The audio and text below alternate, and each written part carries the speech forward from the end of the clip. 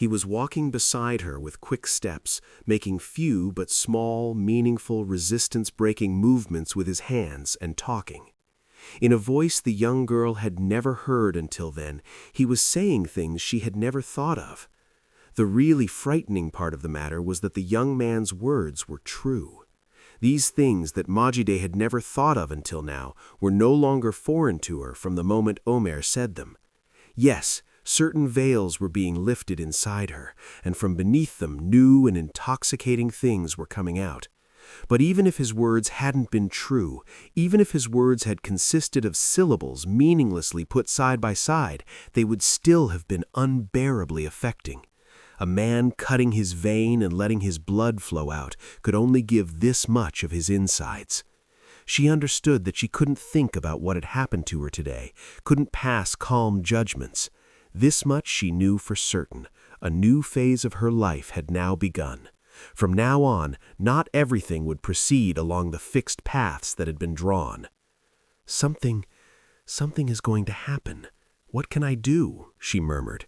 But she admitted to herself with astonishment that she wasn't afraid of these somethings that were going to happen. On the contrary, she felt a tremendous excitement mixed with fear, similar to what one often feels when riding a horse very fast. She saw that her life, whose course and destination were unknown, was now beginning to take on a meaning. From now on, her mind wouldn't have difficulty finding things to think about. Her feelings wouldn't shrivel up and remain inside her like fruit that dries before being picked. When she got up in the mornings, she wouldn't say, "Today too is like every day. Why did I wake up? Why didn't my sleep, which made me forget myself, go on?"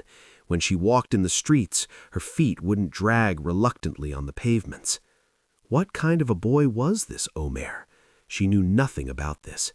She had seen him only yesterday morning, perhaps looked him over a bit, but hadn't thought about him at all, and hadn't asked anyone about him. When she now wanted to review his movements and words and pass judgments, she was forced to confess her helplessness again. Omer, with his sweaty lips, began to say burning words to her again, and with his voice, now trembling, now commanding, he forced her to surrender. She stretched out on her bed with her clothes on, fixed her eyes on the carved wooden ceiling, and after a while fell asleep. She got up early in the morning and got ready. She wanted to go out into the street at once. Inside her there was a strange sadness. Of her feelings from the evening, only a great fear remained. She didn't know how this complicated, active, and sweeping life she had entered would continue, and her will, which had guided her in everything until now, was raising its head and trying to assert its rule again. Despite this, she couldn't carry out her plan of leaving the house early and going to school without running into Omer. She paced up and down in her room. From time to time, she cast furtive glances at the street from the window. She went downstairs and tried to eat a few bites. She went back up to her room, and finally, after waiting until the time they had left the house together the day before, she rushed out into the street. Omer wasn't around. The young girl looked quickly to both sides and walked toward the tram avenue. Although she had expected and wanted, that is, for Omer not to come, she now saw that she was seized by a great sorrow. Her brows knit. Inside her there were a lot of feelings crisscrossing each other. She muttered to herself, "Better this way. I'm afraid to see him, because I can't find the strength in myself to object to anything he says, or even to answer. How much and how beautifully he talks, but it's dangerous. For instance, I certainly shouldn't have listened to what he said yesterday. I suddenly couldn't understand what was happening to me. I couldn't give a contrary answer, not because I accepted his words, but because I was bewildered. But I could have told him to be quiet. Then he would have been angry and left. Yes, there's something about him, as if the moment he's a little offended by a person, he'd run away. I don't want that either. Why should someone walking beside me be offended and run away? Besides, he didn't say anything bad. What worse could he have said? He said he loved me. Majide thought for a while, then stopped where he was and half closed his eyes. He seemed to be wrestling with certain ideas that had filled his head. He murmured again. He said he loved me. Is being loved by a person so bad? Who has loved me until now? My mother? My father? Perhaps. But what kind of love was this? Poor dear father. So it's been 2 months since he died? My aunt must have hidden this, thinking of me. Who knows? Maybe she did it so there wouldn't be unpleasantness in the house. I wonder how my mother is. My sister has probably taken her in with her. Maybe she wrote to them to keep this news from me until the vacation. Poor dear mother. Who knows how she must have grieved. It's good that I wasn't in Balikis here. Wouldn't it have been better to be there and kiss my dear father one last time? To console my mother? Of course. But I'm saying it's good I wasn't there. I wonder if I'm a bad-natured girl.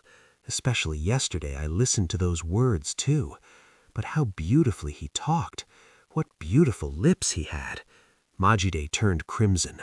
In the middle of her thoughts, she had started walking again, and having gone quite far along the avenue, had approached Bayezid.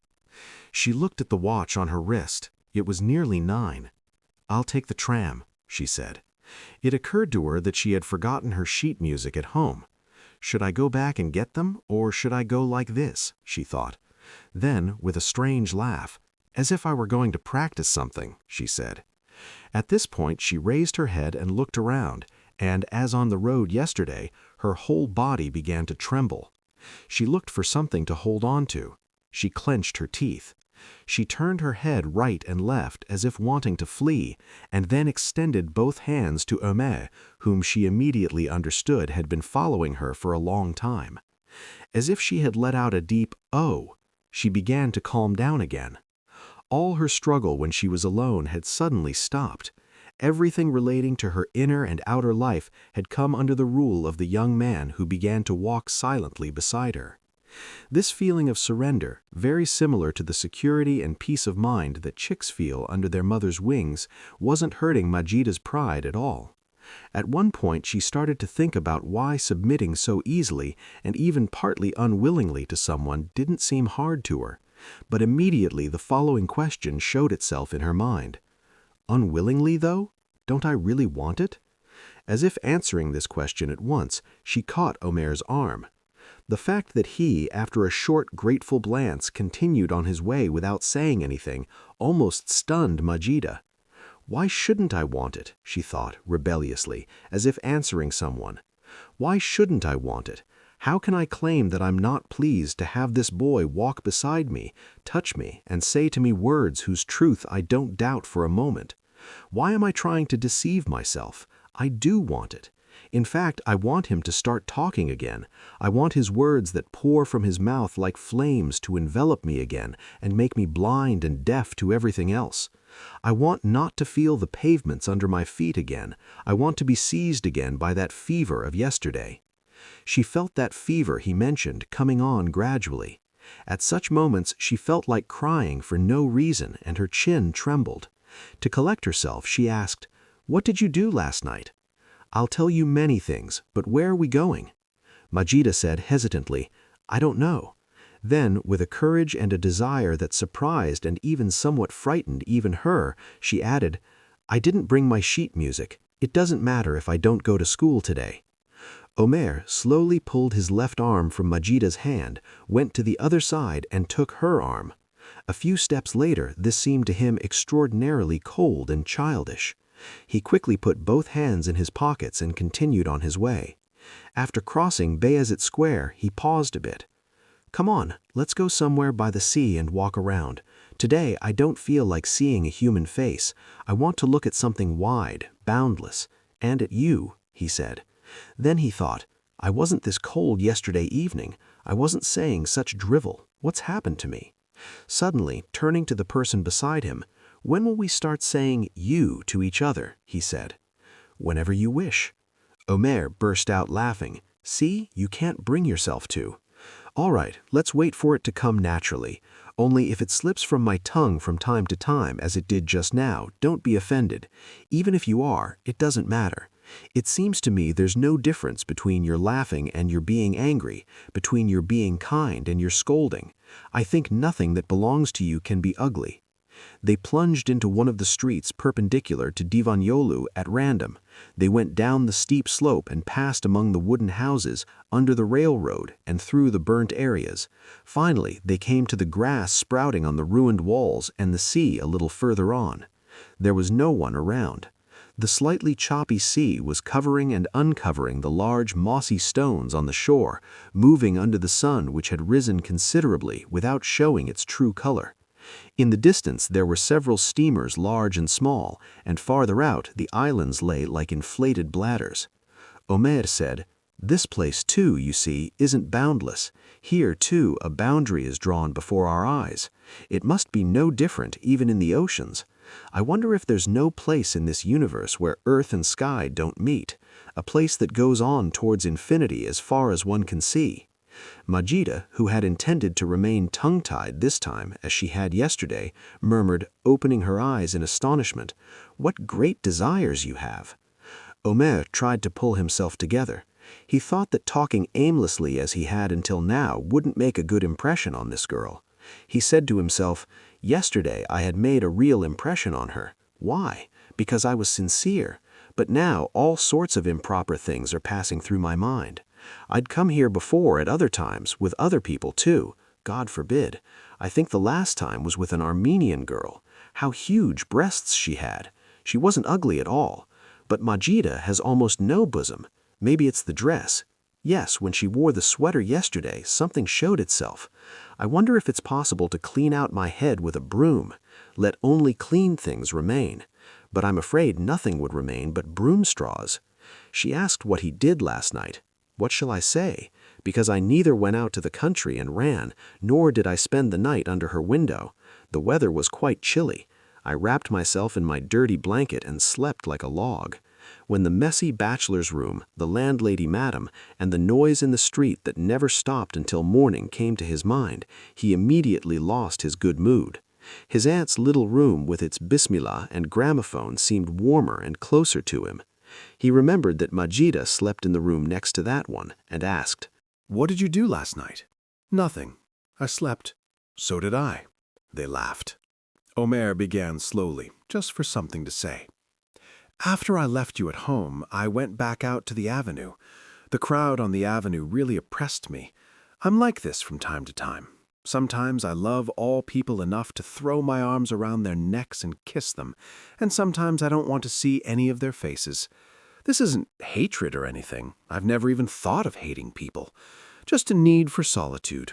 I have days when I don't want even the slightest movement, the faintest sound around me. I feel filled to overflowing with myself.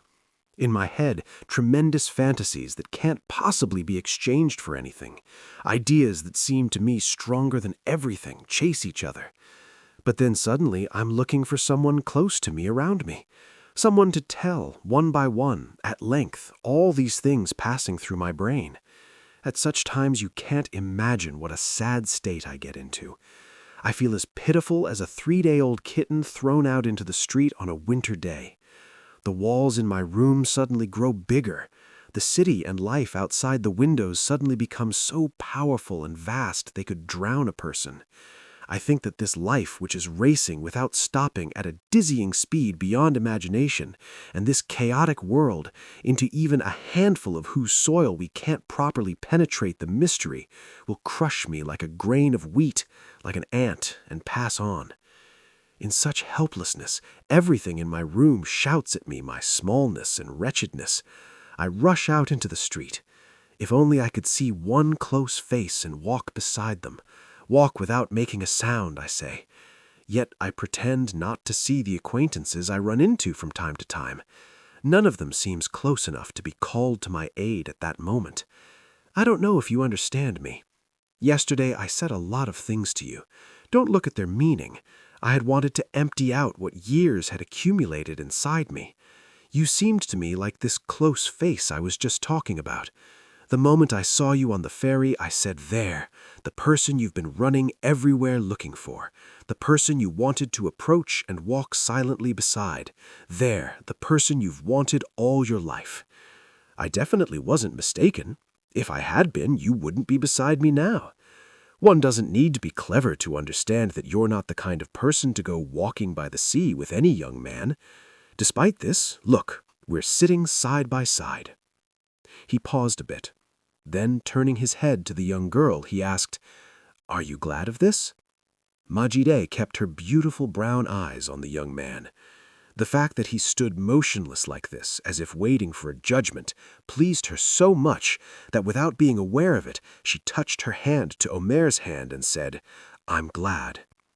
They sat there a while longer on the damp stones. Then they got up and began to walk in the direction of Sarai Brunu. Sometimes the path they were taking would suddenly come to a dead end. Then, turning back, they would branch off in another direction and again head in the same direction. From a simit seller they came across on the way, they bought 2 simits. Their feet disappearing among the grass that had just begun to sprout from between the stones, and sometimes clanging against tin cans, they went on quite a way. Now both of them were talking. For a while, Majide talked about Balikasir, about Omer's mother, relatives, acquaintances. She said nothing about her own home or her father's death, and she felt great gratitude that Omer, too, didn't touch on this subject. It had grown quite late. The sun had come level with the minarets behind them. Changing places from time to time, they were still walking around. Finally, they climbed up on a piece of ruined wall. A few wild fig saplings bursting from among the stones were trying to bud. The stones they held onto with their hands left white sandy bits of mortar on their fingers. Here they stayed until it was completely dark. Then, by other streets, and after losing their way and wandering several times, they returned home. Omer again left her at the door. This time they were calm and at ease. Both were smiling. Omer's coming to meet Majide early in the morning, leaving her at her school, then picking her up again in the late afternoon and bringing her home, walking around from time to time until late hours, talking, sometimes calmly about this and that, sometimes feverishly. This continued for days without a break. That something was different in the household's manner did not escape Majide's notice. She wanted to suppose they were acting this way because they resented her not having more contact with them. But the fact that even a man like Uncle Ghalib, who very rarely opened his mouth, asked at dinner one evening, "Well, my girl, what are you thinking of doing?" surprised her. She hadn't thought at all what she would do. She assumed that her mother had certainly moved in with her sisters, and there was no reason to call her to Balikasir. She would stay here until the vacation, then go to Balikasir, and for the following year perhaps try to find a boarding house or look for some other solution. "I don't know. Yesterday I wrote a letter to my mother. I'm waiting for an answer." Uncle Ghalib answered in an annoyed manner. "You'll wait a long time. We've been waiting for a letter for a month and a half too, but nothing has come. Don't you know what kind of person your mother is? And your sister and brother-in-law aren't the kind to care. Nowadays, everyone's looking to throw off their troubles." Majide knew what kind of people both her sister and her mother were. As for her brother-in-law, who was a rather large cloth merchant, he was among the people Majide liked least. And Majide was aware that this affection was mutual. Despite this, Uncle Ghalib speaking such words about her family, perhaps because she wasn't used to it, perhaps because it was said in such a connection, upset her terribly. She had not controlled herself, she would have left the table. But she thought that if she did so, she would resemble her spoiled cousin Samiha, who was in the habit of creating little quarrels and getting up from meals half-finished, and sat still, biting her lips. That night, she withdrew to her room without saying anything, and wrote another short letter to her mother. In the several days that followed, Machide went to school and back between the intoxication of walking around with Omer and the sobering coldness of the household's, especially Samiha's, manner toward her. Even Aunt Amine, who tried not to let slip the compassionate treatment toward her, had changed. In the evenings she would ask pointed questions like, "Where are you gracing us from, young lady?" When met with silence from the person before her, she would say, "You used to say you never liked going around and walking. These days Istanbul seems to have caught you. They say in spring a person's blood boils." Machide would turn crimson, and after saying to Samiha, who looked at her with mocking eyes and made conversation with, "How are you, sister?" with a false smile, "I'm fine, sister," she would immediately disappear. At the end of a day that was quite reminiscent of real summer weather, she met Omer again. The young man hadn't even shaved for 2 days out of distraction. In a week, he seemed to have changed considerably and grown thin. Although he said, "I sleep," Machide guessed that very often he didn't go to bed at night, and this possibility pleased her, perhaps despite, or perhaps precisely because of, all the interest she felt toward Omer. After going down to the bridge, Omer said, "Come on, let's hire a rowboat and go for a ride. There's a full moon tonight." A few weeks ago, making such a proposal to a girl would have seemed unbearably cold to him. Now he found it quite natural. We always like walking in the moonlight. At such a time, we also tremendously want someone to be with us. But because 2 stupid fellows talked about moonlit love scenes in their novels, we find this tremendous pleasure, this intense need, ridiculous. It's clear that stupidity rules not only the stupid, but also those who think they're clever, he thought. They walked toward the Fundukla area. It had grown dark. They walked around quite a bit looking for a place where boats were rented. From time to time, they would plunge into one of the narrow streets turning toward the sea, come out on the shore, and, seeing nothing like a rowboat, turn back again. After walking quite a way, the road suddenly began to follow the seashore. Around here, they saw some rather large pool-like places, and in them small shapeless boats. Omer, leaving his jacket with the boatman as security, rented a rowboat at 15 kurush an hour. They pushed off at once.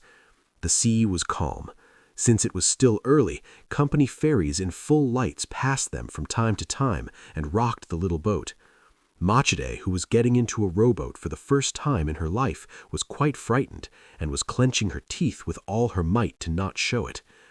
From time to time, the lights from the shore struck Omer's face, and sometimes both of them together would enter the shadow of a large steamer anchored there and be plunged into pitch blackness.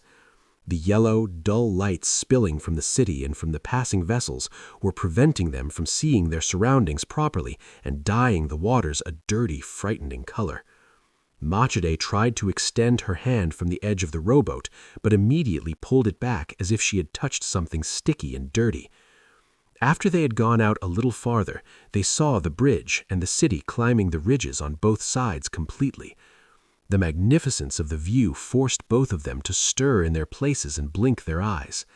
Against the relatively poor lights of the Asian side, on the Beyoğlu and Istanbul sides, pale red dots had left almost no empty space.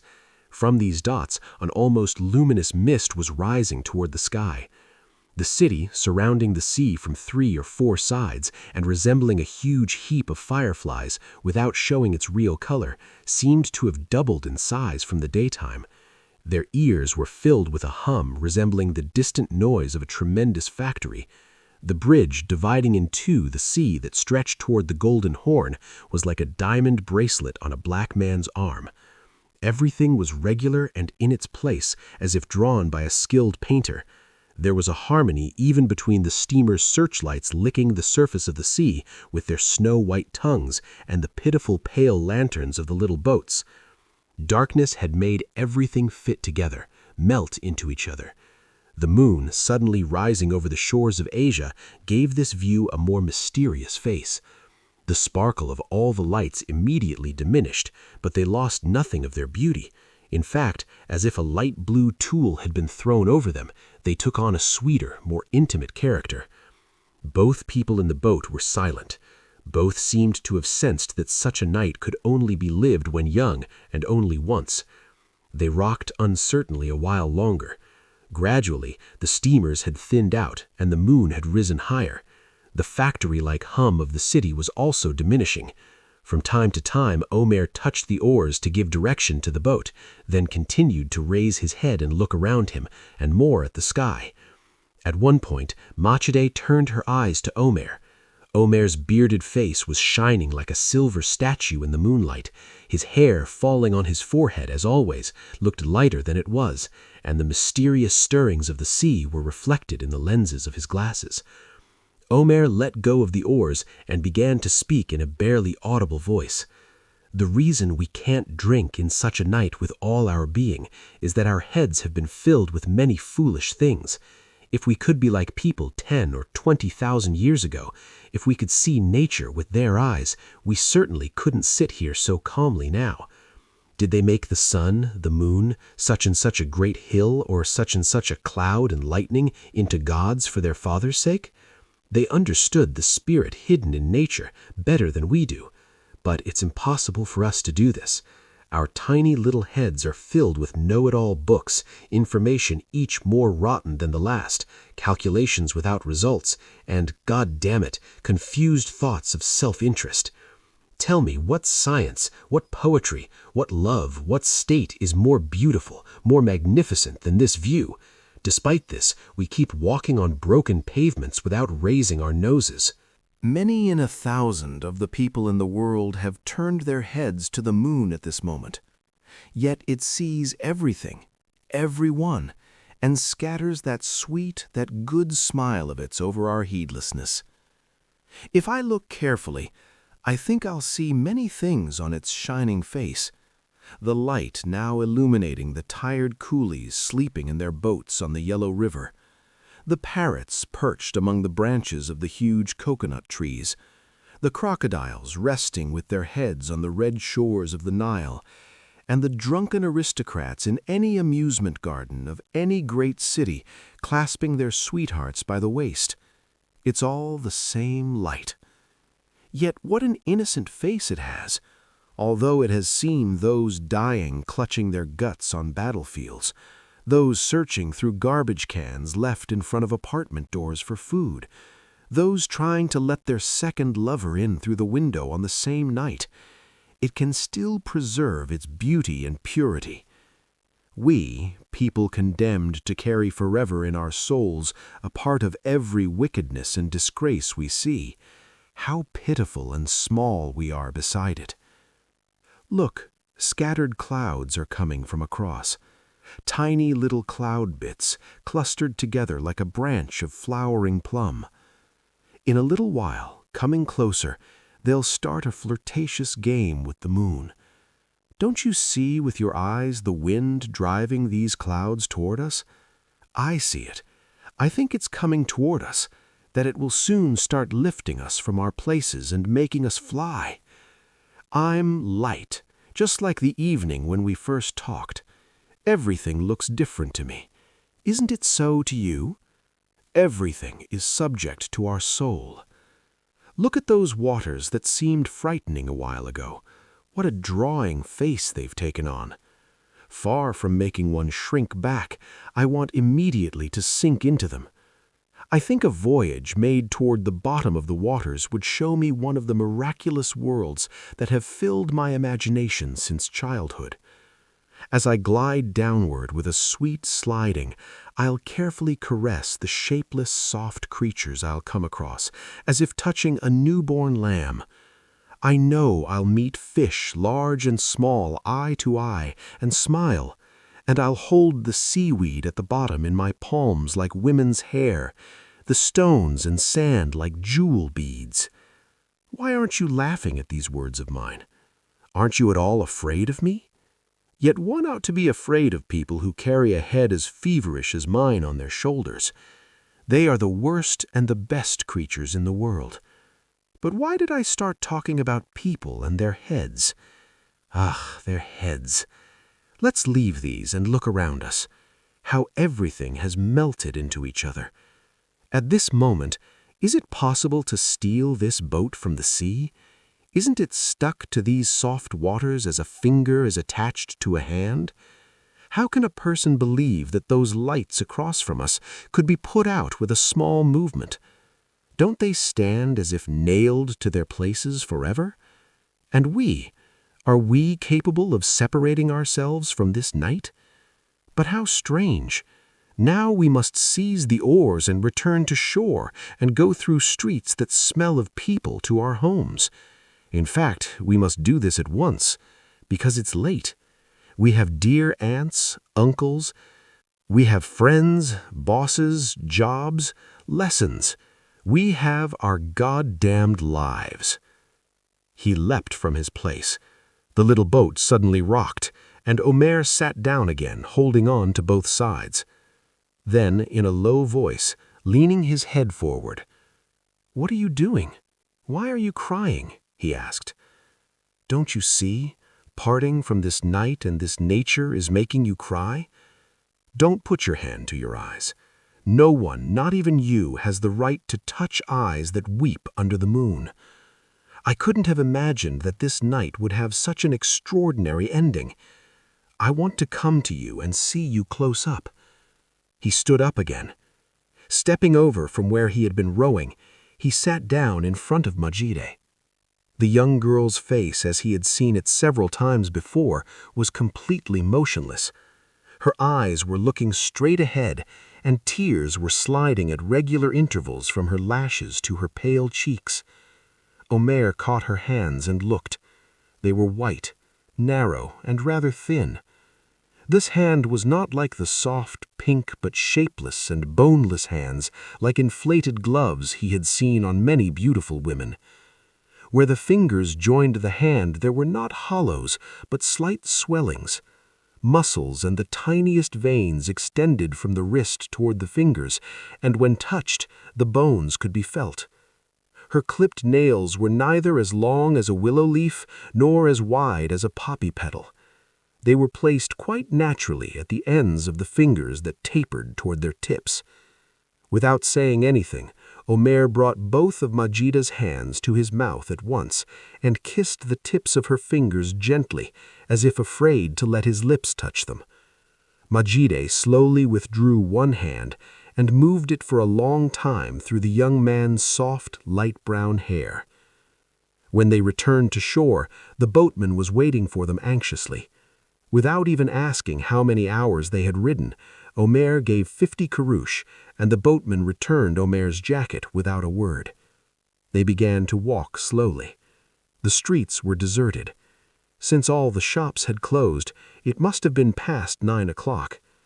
In a few coffee houses on both sides of the avenue, men who looked like tradesmen, workers, and sailors were sitting, chatting with their heads together, or passing the time playing cards. From time to time, there were a few passengers in the trams that passed right beside them, making terrible noises that shattered the silence of the night. As they approached Karakoy, gramophone sounds and not very loud arguments were heard from the side streets. Both were walking looking straight ahead. They had fixed their eyes on the tram rails, stretching side by side and gleaming like thin water channels under the light of the street lamps, and the dark parquet worn down by countless feet and wheels. The monotonous view of the pavements was broken sometimes by an empty cigarette pack lying with its lid open, sometimes by a hole dug somewhere for some reason. After crossing the bridge and the arch of Yeni Jami, the streets became more deserted. The beautiful display window shops had hidden themselves behind dirty wooden shutters. Majide and Omer's footsteps mingled and spread around, rubbing against the walls on both sides of them. When they came to Bayezid Square, they stopped for a moment and looked at the moon lying in a pitiable state in the pool. This sad state of their magnificent friend a while ago surprised them. Even Omer couldn't find words to say. On the benches lined up there, a few vagrants and a few night girls were trying to doze. Their murmuring voices mingled with the crackling of the peanut shells crushed under their feet whenever they moved. A wretched old man with disheveled hair and beard had sat down at the edge of the pool, opened his shirt, and was picking lice under the combined light of the electric lamp and the moon. Two scrawny children had fallen asleep at the foot of a large tree in each other's arms. In the coffee houses a little farther down, idle intellectuals could be seen still arguing and trying to recover from their drunkenness. Majide was walking hanging on Omer's arm. There was nothing in her head. Or rather, she wasn't thinking. She was only watching the pictures chasing each other in her imagination. She had only one connection to material life. She knew that at that moment she was on Omer's arm and that she was holding this arm tight. Her eyes were half closed. Inside her, the lightness given by the crying a while ago and a feeling of happiness following it still continued. It was certain that walking like this without talking also helped them open their souls to each other as much as long words. When they came to Shehzade Bashi, they turned into one of the streets on the right. Small, dark, dilapidated houses were leaning against the foot of the old, huge aqueducts visible in the distance.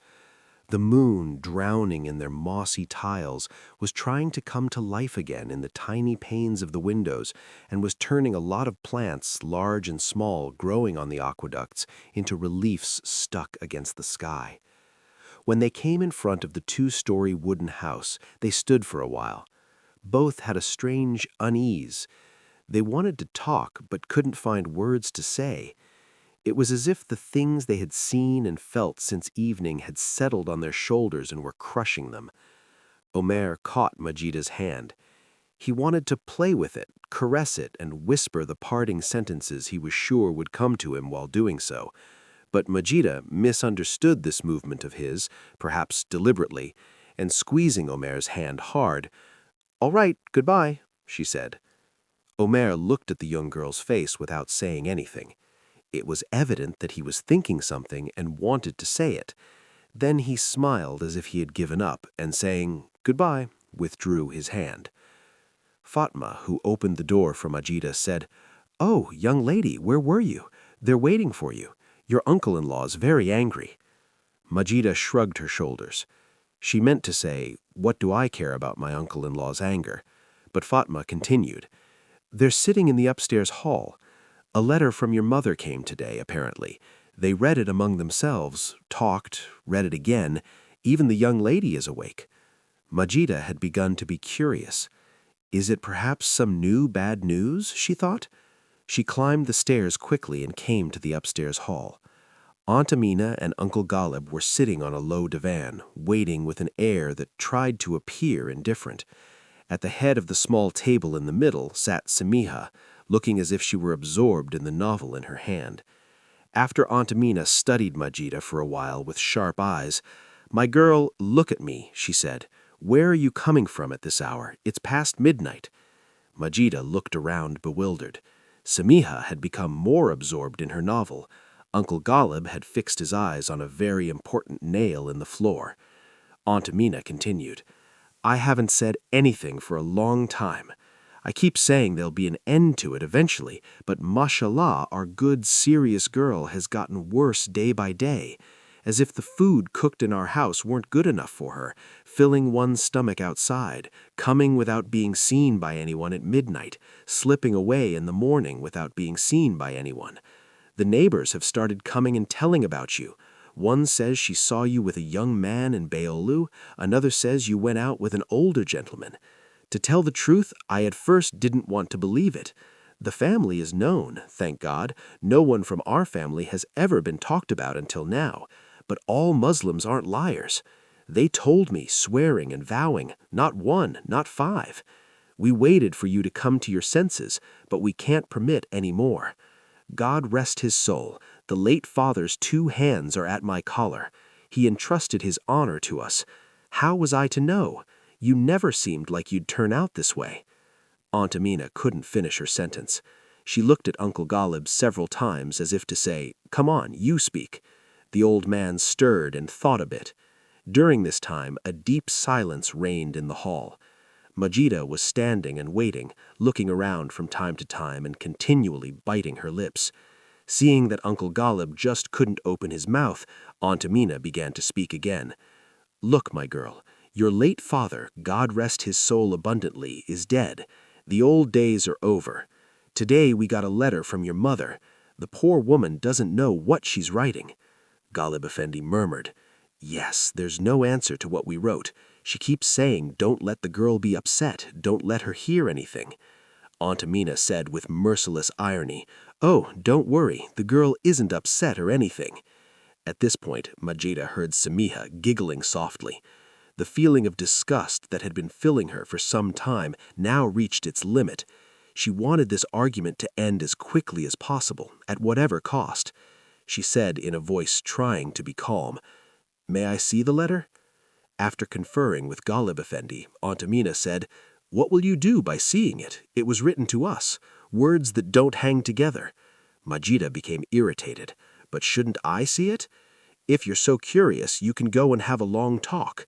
Ghalib Effendi immediately jumped in. "Yes, yes, you can go right back to Bali Kesir and find out everything." Majida felt something rising toward her head. She felt as if she were choking. She couldn't find an answer to give. She wanted to escape to her room and think calmly. But on the other hand, this matter had to be settled right now. She had to wait for them to spit the bean under their tongues. Trying to collect her composure, she asked, "Does my mother write that I should return to Bali Kesir?" Aunt Amina said without thinking, "No," then tried to correct herself.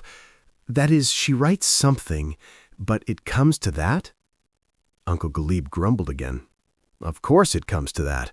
A person can't live on air in Istanbul.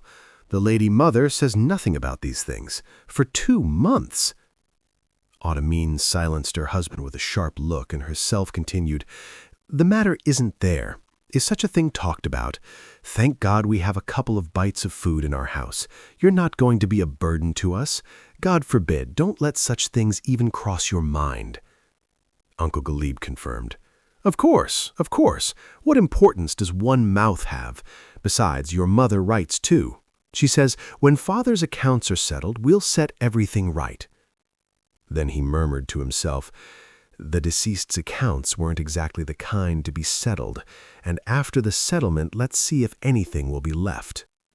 He fell silent at Amin Hanum's new, sharper signal and sighed. Majida had fixed her eyes on her aunt. The old woman, trying to deceive the person before her with her primitive intelligence, trying to hide her real purpose, and succeeding very little at it, had never seemed so disgusting to Majida as at that moment. Poor Uncle Ghalib, who blurted out what he was thinking without hiding it, was much more honest than his wife. Aunt Amin began to speak again with the same artificial sensitivity. "I told you, the matter isn't such things, but our family's honor is at stake. To tell you the truth, I'm going to write to your mother and say, know what your daughter has been doing. If you're content, leave her here. If not, find a remedy." Majida stood a while longer. First, she looked down, then at the faces of those there. In her manner, there was a determined calm. Samiha had put her book on the table and was watching her cousin with a satisfaction and smile she saw no need to hide. Uncle Ghalib yawned, stretching his chin. Majida turned without saying anything and went into her room. From the footsteps outside, she understood that those in the hall, too, had immediately gotten up and gone to their rooms. She sat by the window. The moon had risen considerably. Majida brought her head close to the glass and looked at it. Was this shining body, scattering its pale, indifferent light everywhere at random and preserving its mocking silence even in the face of the most terrible events on earth, the same beautiful, meaningful moon she had watched on the sea with Omer a while ago? She slowly got up from her place. A deep silence had covered every part of the house. Stepping on tiptoe, she came to the side of her bed, knelt down and took her small black leather suitcase from under the bed. She put her belongings, consisting of a few pieces, very neatly inside. She also took off the dress she was wearing and put it there, and put on the brown sweater and the checkered skirt. There was no excitement or haste in her manner. After putting on her overcoat, she stayed in the room a while longer and looked around. She put the sheet music standing at the foot of her bed in the suitcase, which she had opened again. Because she didn't want to set foot in here again, she was afraid of forgetting something necessary and was searching every part of the room with her eyes, which the street lamp and the moon lit very little. After making sure she had left nothing behind, she went and sat by the window again and counted the money in her purse. She had 20 liras and some small change. She got up, caught hold of her suitcase, which had become rather heavy, and went out. She wasn't afraid of waking anyone. In fact, she rather wanted it. The bewilderment and confusion caused by this treatment, which she had never seen anywhere from anyone, had passed and been replaced by a will that clenched its teeth. The more she thought about the household, the deeper the contempt she felt, and between her lips came only the word, ill-mannered people. She was disgusted even to remember the words from a while ago. She descended the stairs slowly without turning on the light. Fatma, lying in the lower hall, raised her head in the dark and asked, "Is that you, young lady? Are you leaving?" Majida said briefly, "Yes," and walked toward the stairs leading down to the street door. Fatma had gotten up in her nightgown and was following her, murmuring, "Oh dear young lady, where can one go at this hour? But you're right. After those words, even if a person were made of stone, she couldn't stay in her place. God help you." Majida opened the door. The light of the street lamp struck inside and lit up Fatma's great cracked feet. Majida extended her hand. "Goodbye, Fatma," she said. After the old servant girl clumsily squeezed her hand, she caught her head and kissed her on the cheeks. "God keep you safe, young lady. God keep you safe," she said. Majida pulled the door shut behind her. Chapter 12. She stood waiting for a while on the steps leading from the door to the street. She didn't know what she would do, where she would go. The money in her pocket would be enough for her to stay in a hotel for a day or two, and then to go to Balıkesir. Suddenly, she paused. She noticed that neither while preparing nor while leaving the house had it even crossed her mind to return to Balıkesir. She had only wanted to go, to escape from this house and go. Where? She still didn't know. When Balıkesir came to her mind, she shuddered. Was it any better there? Not at all. They no longer had their own house. She would go to her brother-in-law's. She would stay there with her mother. So her father's affairs were being settled. Certainly Uncle Galip wasn't talking idly when he said, "Let's see if anything will be left after the settlement." The young girl's head, as when listening to her aunt's words upstairs a while ago, began to cloud over and throb. Many pictures passed before her eyes which she had closed wearily. She saw her brother-in-law, the cloth merchant, with his smarmy, nouveau-rich manner, her sister, who was jealous of everyone, even her mother and siblings, and at one point also the sea that had first seemed frightening to her when they were in the boat that evening, then, under the influence of the moonlight and Omer's words, had taken on a sweeter face and made her curious about its depths. She was taking short, rapid breaths. Her knees had gone weak. She was about to sit down there on the steps. Suddenly, with a strange shiver, she raised her eyelids, her voice catching in her throat, but with a joy and lightness whose cause she couldn't understand. "Were you here? What were you doing? Where did you come from?" she said. Omer was looking without saying anything. At the corner of his lips was a sad smile that Majida had never seen until then. He extended his arm. Majida gave him her hand and descended the steps. Their faces were close enough to feel each other's breath. They were eye to eye. During this time, they agreed on many more things than hours of talking could have accomplished. Majida, turning her eyes to the ground, asked again, "Were you waiting for me?" "Yes." Omer silenced for a while. Then he said, "I knew you would come out again tonight." They walked. Only when they came to the tram road did Omer think to take the heavy suitcase from Majida's hand, saying, "What a scatterbrained creature I am, my God." They walked on for a while without talking. The streets were more deserted and quieter than those they had passed through a while ago. Now the last trams too had withdrawn to their places and left to a few hours' rest, their rails gleaming between the parquets like four slits cut with a knife. Omer stopped, putting the suitcase beside him. "I can't explain even to myself how it happened, but a feeling told me not to leave your vicinity tonight. Although I went as far as the corner several times, I turned and came back again. Every evening after I left you at your house, or rather that house, an unpleasant feeling would arise inside me. I sensed that in Aunt Amina's house, especially a person like you, couldn't stay long, that this staying would come to an ugly end one evening. I would think, if the household is awake now, I wonder how they're looking at Majida, and I would shudder as if I were in your place. This feeling always filled me when I left you and turned back, but it had never been so strong and never in the form of a conviction as tonight." He picked up the suitcase and began to walk again. His eyes ahead, he continued talking. I just couldn't manage to leave and go. What if she needs me, I said. I knew that even the smallest incident would make you leave the house at once, whenever it happened. Don't be surprised. I know you as well as I know myself, perhaps even better. He shifted the suitcase from one hand to the other and turning his head to Majide, laughed. You see that my feelings have not deceived me. Do you understand how bound our souls are to each other? Majide only said, I'm astonished. Omer blushed for no reason and murmured, So am I. And immediately he began to think, what the hell am I doing? Why am I saying such stupid things? Yes, I waited for her tonight. Yes, this time something really told me not to leave here. That much is fine, true. But to try to take advantage of this, to try to catch this girl, in whose brain storms are certainly passing at this moment, despite all her calm, at such a weak moment from her most ignorant sides? What vulgarity! I know you as well as I know myself. Could there be greater nonsense? How well do I know myself? How simple tricks I've resorted to. I had a feeling tonight that you would need me. That is, it was made known to me. Oh my God, so I had a feeling. In that case, see how bound our souls are to each other. If soul's bondage is proved this way, woe to those souls. What was the need? Did I need these tricks?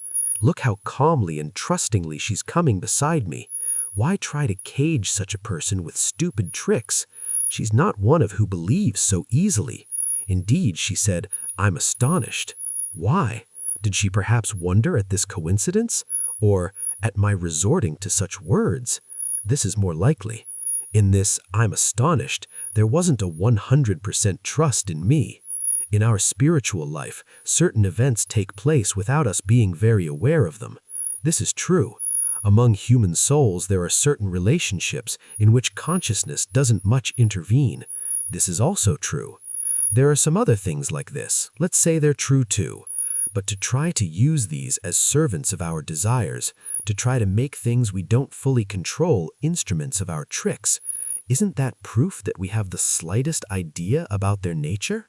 He was walking with his brows knit, shaking his head as if confirming what he was thinking, searching every part of his brain, trying to find points to attack and continuing to accuse himself. Let's start from further back.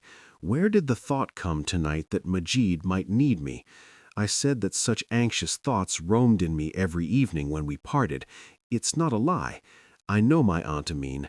This poor girl's coming home late a few times could give them an opportunity to make pointed remarks. It's quite possible that Majid, whose sensitivity has naturally increased after her father's death, would magnify a small word and make decisions with heavy consequences. It's also clear that she's a person who wouldn't hesitate to do what she decided. But how did it happen this evening? We parted as usual. I walked slowly back and came out on the tram avenue. Here that thought suddenly came into my head, or rather that fear. What if something happens tonight and Majid is left alone? But where did it come from? I turned back and walked as usual. Wasn't there anything different? Yes, wasn't there anything out of the ordinary? Oh God, how could there not be? Here. His face smiled. This was a smile of self-contempt rather than satisfaction. What did I do every evening? I would walk slowly the 40 or 50 meters from the front of the house to the tram avenue, stopping from time to time, making guesses like, now she's on the stairs, now at the door of her room, now in her room. The moment I put her into her room in my imagination, usually by a strange coincidence, Majid's light would also come on. This evening I did the same thing again. But when I said, now she's in her room, and turned and looked, the light didn't come on. I waited a bit. It still didn't come on. I said to myself, probably since it's late, she undressed in the dark and went to bed. But if the young girl had been detained by someone before entering her room, then too the light might not come on. I didn't think of this, but who knows, maybe I did. The certain part is that my alarm began from this moment. Was it something out of the ordinary for the light that came on every evening not to come on this evening? Of course. So my brain dwelt on this without my knowing it, thought that the reasons for this out-of-the-ordinariness might perhaps be other things, and threw me into that alarm, that fear whose source I couldn't understand. Where's the miracle in this? What's the connection of this to soul's closeness? I wonder if Nihat is right. Do I really think far from the earth? But I don't think so. Everyone is more or less like this, as if seeing my faults in others would change anything. He shifted the suitcase from one hand to the other again, and at this point thought, I wonder where we're going. Certainly to our place, quite naturally to our place. What else can we do? It was fated that our lives would join. It's better that they joined in such an unexpected way. Oh God, how much I love her. Here she is beside me. Her hands are touching me. Without the slightest hesitation in her steps, she's coming to me, to my house, to my bed. What could be more miraculous than this? How am I bearing it? How is it that I don't immediately throw my arms around her neck and kiss her face, her eyes, crying, thanking? Even thinking about the rest of my life frightens me. This fear I feel before this happiness. To hold her in my arms as soon as possible, or just to look at her face, to caress her hands long and knowing that we're together now, always together, to sit facing each other. This is now a reality, whereas until now I'd been afraid even to imagine it. But it wouldn't be right to go too far now either. There's a side of the matter that's inclined to become ugly and vulgar. I'm considered to have taken under my protection a girl whose father has died and who has left her relative's house more or less not entirely of her own wish. If I think I have a right to ask something from her because of this favor, or I give her the feeling that I'm thinking such things, it will be very bad. Oh dear, oh dear, oh dear, how much I'm thinking. What things are passing through my head, what wretched things. If this girl sees my insides with all their ugliness, she won't stay a day. Suddenly turning to Majid, he said, Are you tired? My place is quite far. We still have to go, way up in Baoli, near Taksim. He said this, way up in Baoli, near Taksim. The scene that appeared before his eyes when he said my place disgusted him. The madam hadn't condescended even to tidy up his tiny room lately. How could he dare to take another person to this wretched, this miserable, this dark room where one person could barely move around? I'm crazy. I don't know what the hell I'm doing. While binding a person's destiny to my own, I'm not thinking for a moment where this will end. Tomorrow she'll be my wife. I've got 35 kurus on me. 35 kurus! It barely buys one person one lunch. From tomorrow I'm supporting a household. I'll have a wife and I'll look after her. And what a wife! A wife whom I know with 100% certainty I could die at once at the smallest sign from her. Whereas I, never mind giving my life and so on, won't be able to provide her with even a decent breakfast. Despite this, I've taken her. I'm dragging along beside me this beautiful, this poor creature who has no idea of anything. My place is quite far, I said. She didn't make a sound. So she knows we're going to our place and she accepts it. Her accepting so easily isn't very nice either. I wonder if she's angry at the tricks fate has played on her and is sacrificing herself as a kind of revenge on her luck. If I knew such a thing had crossed her mind, I'd immediately push her away and take to my heels. I don't want charity. If there's even the smallest reason more in her coming with me than her loving me enough to forget everything, then everything is finished. I'll ask this at once. He turned his head to the young girl and asked, his voice hoarse with emotion, Why are you coming with me? Tell me at once, in a single word. I'll go mad. Majid said with a sad smile, What can I do? Then she added, Don't you want me to? In this don't you want me to, in the young girl's self-control, despite all her pride, there was such a sad and helpless tone that Omer, forgetting everything he had been thinking a while back, cried out, Don't I want you? How can you say such a thing? Do I want anything in life but you? What is there but you that I should want? Don't say such things. In our relationship, believe me, you are always the giving side, and I am always the side in debt. Never in any way let such things enter your mind. Even if I were to die for you, I should still be grateful to you for giving me permission to die for your sake. But tell me once more why you're coming with me. Omer had put down the suitcase and extended his hands to her. Majid caught the young man's hands, drew him toward her, pressed close to him, and as if whispering in his ear, "I can't trust anyone but you, and I love you," she said. After these words, as if ashamed to show her face, she hid her head on Omer's shoulder. For the first time, Omer kissed something other than her hands, her hair, and also a little the places where her temples joined her hair. For a while they rested sitting side by side on the suitcase. They seemed to be waiting for the sea churning inside them to grow calm. From time to time, Omer extended an arm to the young girl's shoulders. With the arm he circled around her neck, he would take hold of her chin and turn her face toward him and look at this beautiful, fine face that took a matte color in the half-darkness of the street.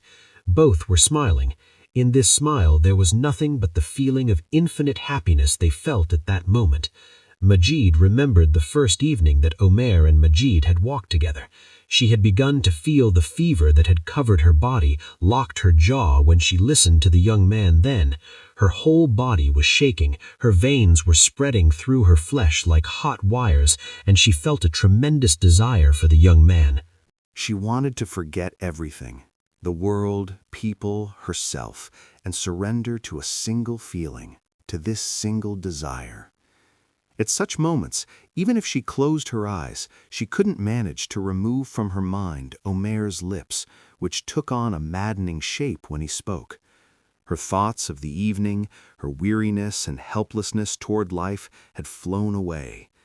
Now she had confidence in herself. She saw that her will was powerful enough to give her life whatever direction she wished, and she was thinking like a mature person, like a woman. I can set everything right. I can save him and myself. Why not? I need him to bind myself to life. He needs me to be looked after. Before I saw him, I didn't know, hadn't found the meaning of life. Now I see that he too can't live without me. What he says is true. Even the things that seem least true are true. Our life before we met each other really was nothing but searching for each other. Searching without knowing what we were looking for. Now I'm at peace. I'm in calm, like someone who has found what they sought and wants nothing else. Could there be greater happiness in the world than this?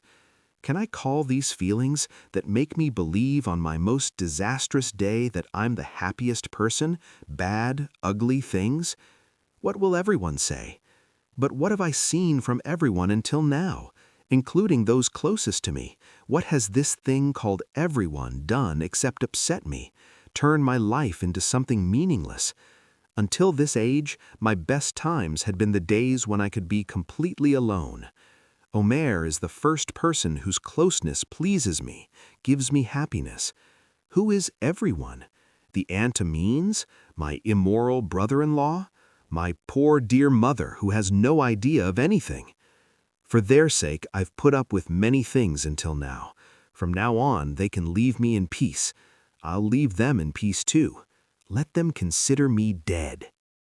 Here she laughed and squeezed Omer's hands. Let them consider me dead from this moment when I've just begun to live. A coolness had descended on the deserted streets, announcing that morning was approaching. Sensing that Omer, who had no overcoat on his back, was beginning to shiver, Majida straightened up. "Come on, let's get up," she said. "You'll catch cold." Majida was addressing him with the intimate "you" for the first time. This word could never have been used so aptly by anyone at any time.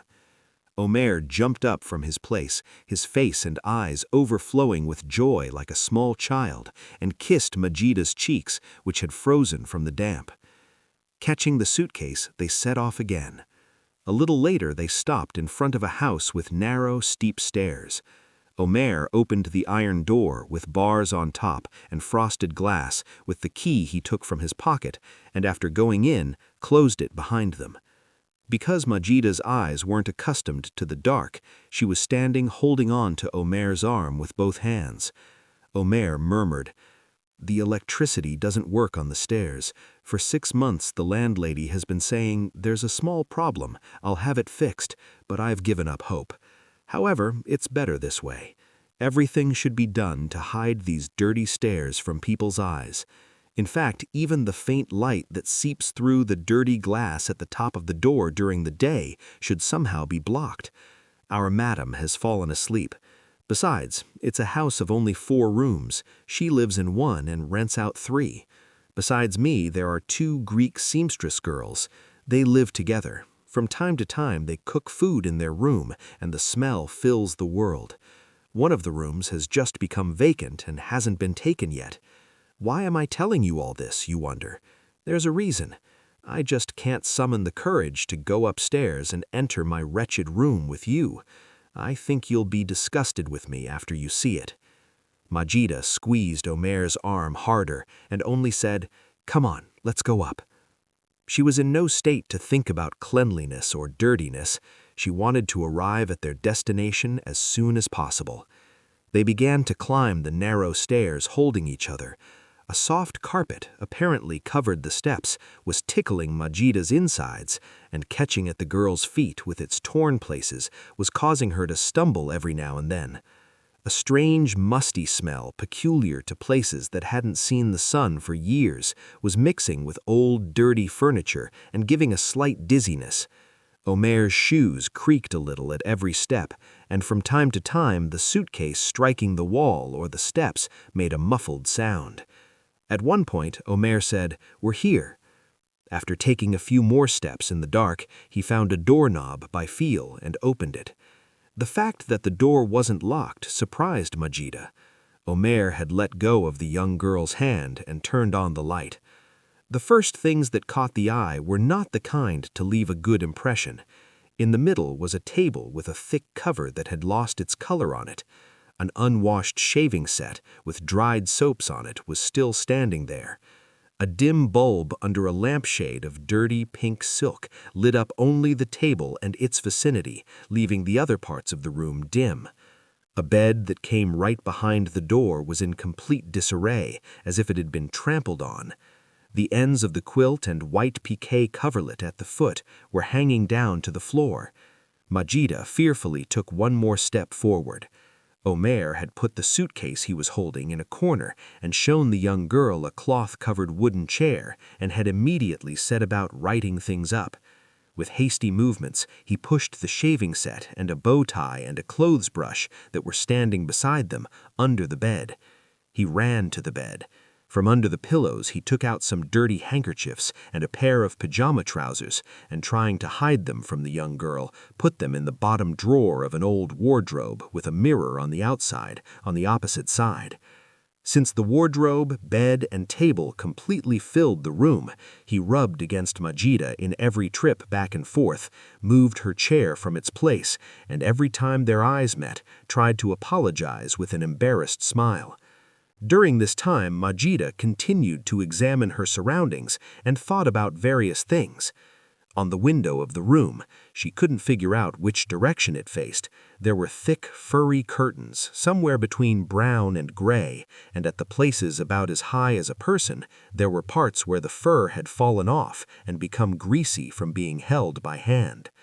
An old felted rug that partly covered the floor's linoleum was tickling her feet, just like the thing she had been disgusted with without seeing on the stairs a while ago. During this time, she said to herself, "We came here without being seen by anyone. I wonder if he always used to bring someone with him like this. Perhaps. So what? It's not right to confuse the Omer of one time with today's Omer, as if I'm the old Majida. Far from it. I have nothing to do with her anymore. I don't even recognize myself. It's certain that Omer has changed at least as much, so it's meaningless to think about old things." Omer had turned the bedsheet inside out and spread a clean white cover he had taken from the wardrobe over the pillow. After examining the edges of the quilt carefully, he shook his head in helplessness. Then he went and took out a clean pair of pajamas from the same wardrobe and put them on the pillow.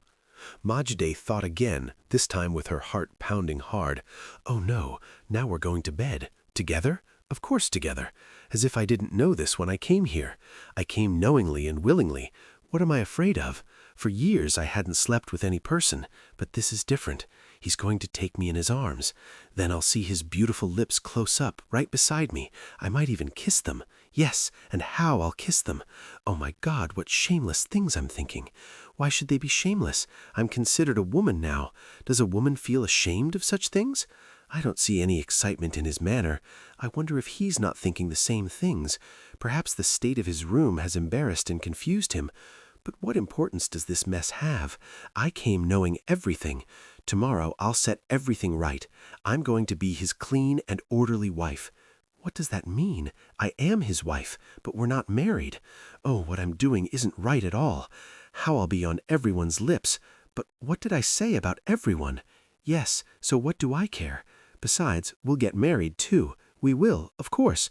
But how can this be said at this moment? What would he think? We'll think about this later. His hair has fallen into his eyes again. Every morning these should be wetted and combed. But isn't it more beautiful this way?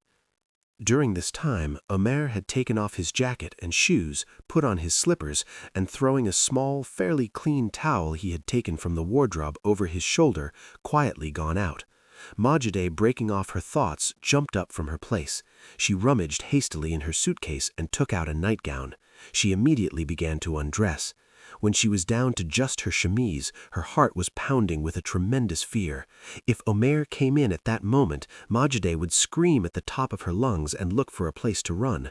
Despite this, she couldn't overcome the desire to see herself once in the dusty mirror of the wardrobe before putting on her nightgown. Her white chemise, which came above her knees, was leaving her slender, shapely legs exposed. After Majide's eyes quickly roamed over the image in the mirror, they fixed on her hair. She straightened it with her hand. When she came eye to eye with her image, a slight smile appeared at the corner of her lips. This smile, which at the same time also bore a bit of the expression of farewell, continued until Majide put on her nightgown and jumped into bed. In fact, even after she had curled up at one edge of the bed and pulled the quilt over her and, weak with excitement, begun to wait for Omer with her eyes closed, she was still keeping on this smile of farewell to childhood. 13. When Omer opened his eyes, he saw that Majide had long since woken up, even gotten out of bed and dressed. The young girl was sitting in the chair by the table in the clothes she had taken off last night, looking ahead of her in a distracted state. Omer watched her for a while. He was only now noticing how beautiful her slender neck was, gleaming under her hair which had been combed and thrown back behind her ears. Why couldn't I see her getting up and dressing? His heart ached for a moment. Then he thought how late it must be.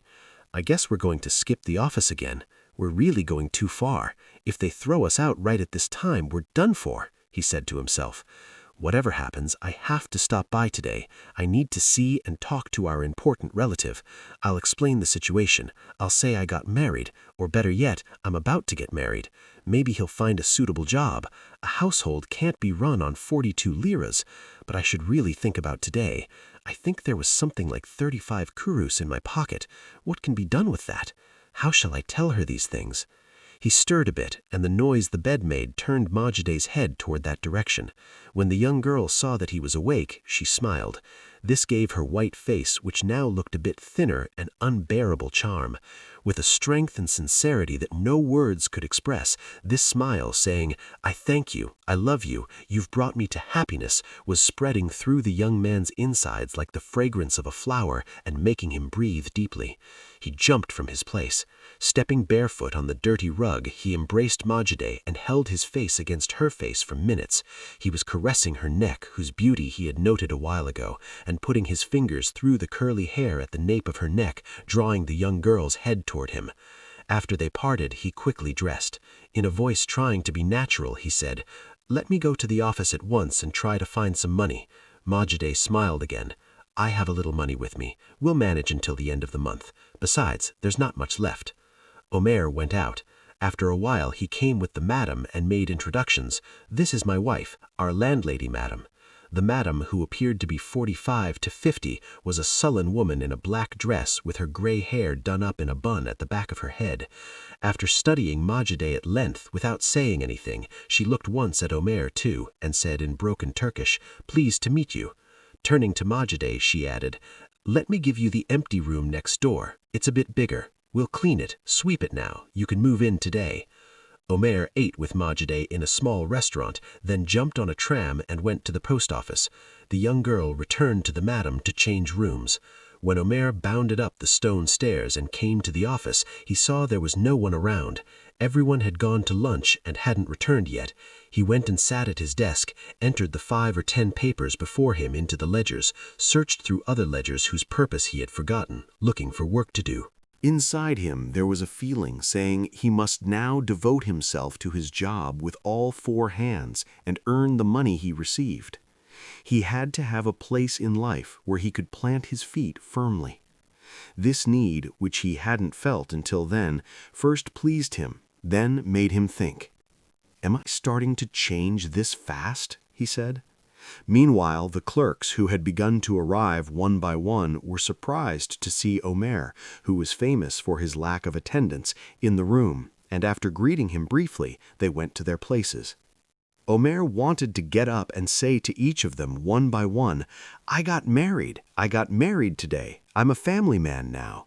Like many of you, from now on, I too will come and go here with thoughts of bread money and will avoid annoying my superiors." Then he said, "What marriage? There's neither a wedding license nor even an engagement ring. They'd laugh at me. Besides, why should I tell them? Do people in the world concern themselves with anyone else's business? Maybe for gossip sometimes."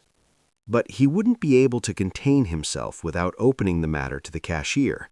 Besides, he could ask to borrow a few liras from him. Even if Majida had enough money to last until the end of the month, he wasn't going to take his tram fare from her, too.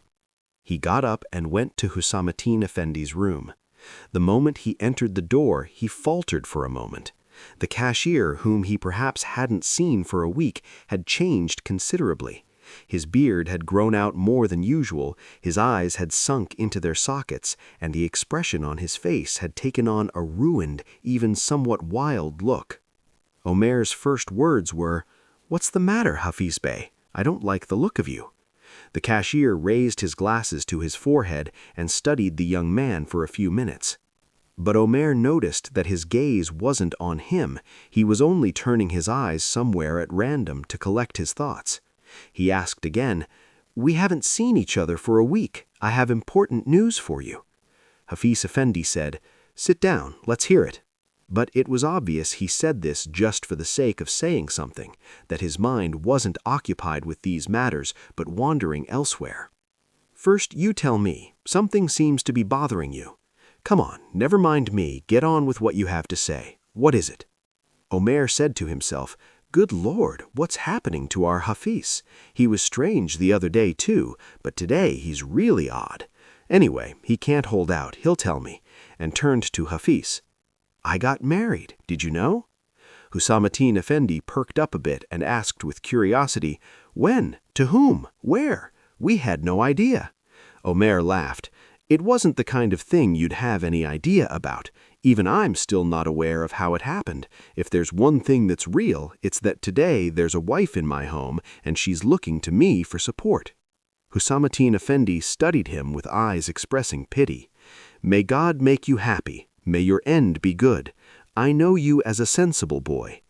Omer noticed that he had been about to say "knew" and then caught himself. He laughed. "Did I do wrong?" "No, of course, it's fine." Omer tried to explain in a few words what had happened to him. He was telling it with many parts changed, and he was explaining this to himself as, it's not right to put the girl in a bad light. Even in her absence, no one should think improper things about her. Toward the end of his story, he saw that Hafiz Hüsamettin had sunk into thought again and wasn't listening to anything. Getting up in annoyance, he returned to his room and sat empty at his desk until evening, full of feelings of effort and diligence. Several times he went to the head clerk and asked for explanations about the ledgers. His interlocutor gave this information with a smile that said, "Are you trying to fool me, buddy? We know very well what sort you are and who you're relying on to stay here." From the clerks around him starting to open and close their drawers in preparation to leave, he understood that the evening break was approaching. When going home came to his mind, a shiver of joy passed him. Majida was waiting for him.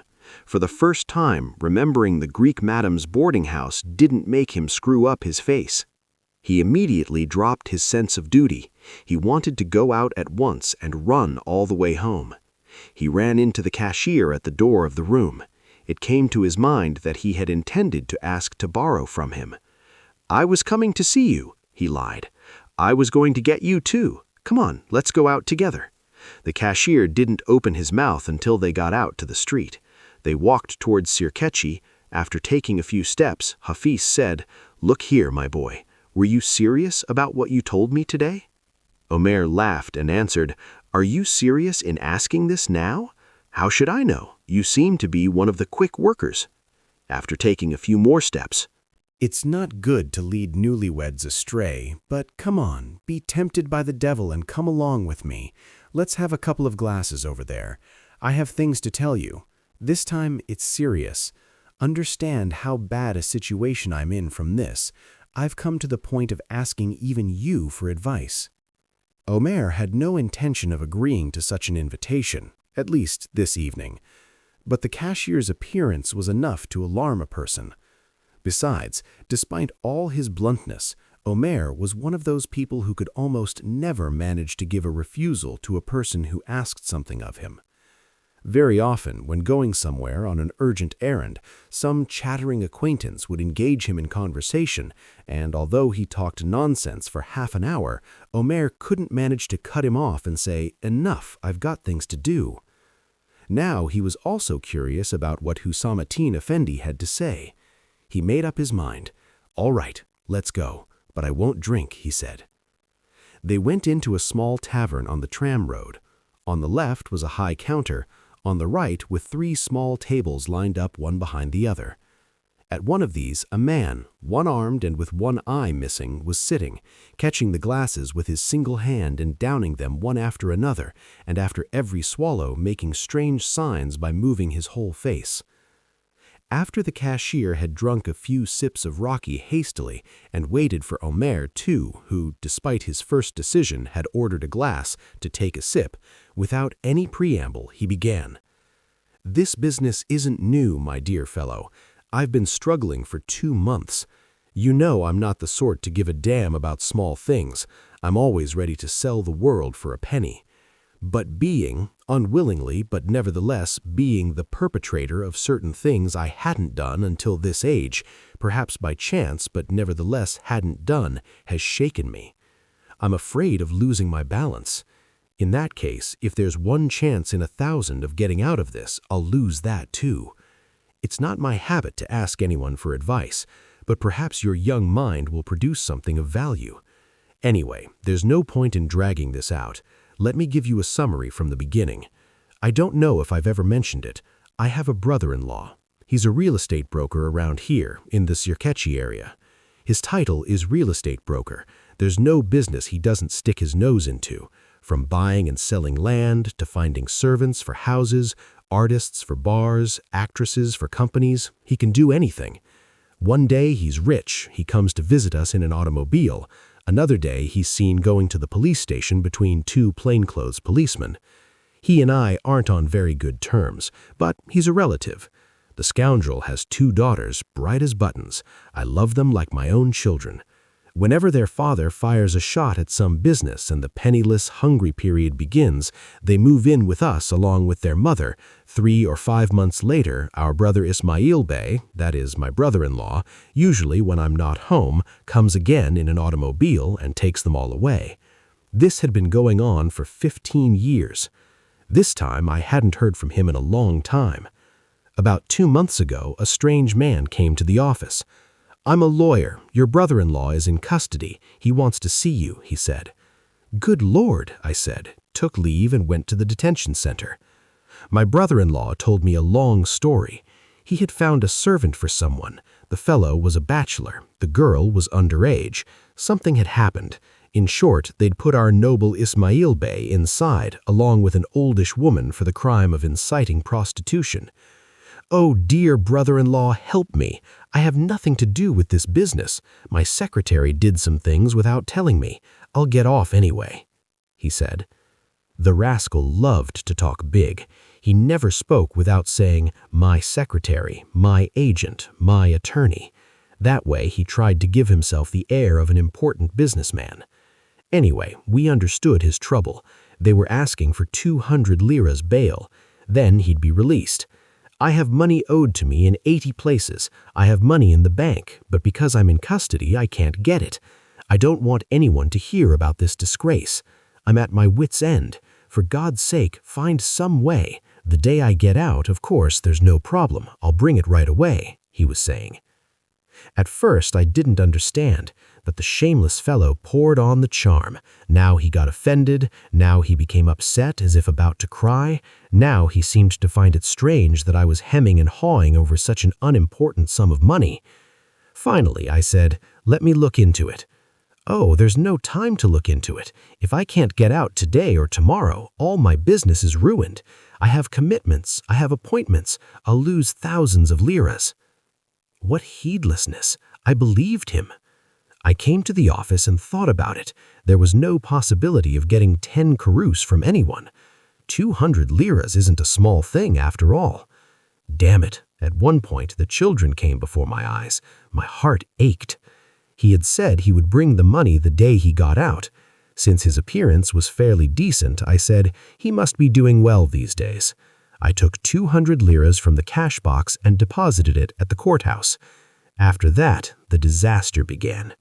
The moment Ismail Effendi got out, he resumed his old manner, that swindling, dodging manner of his.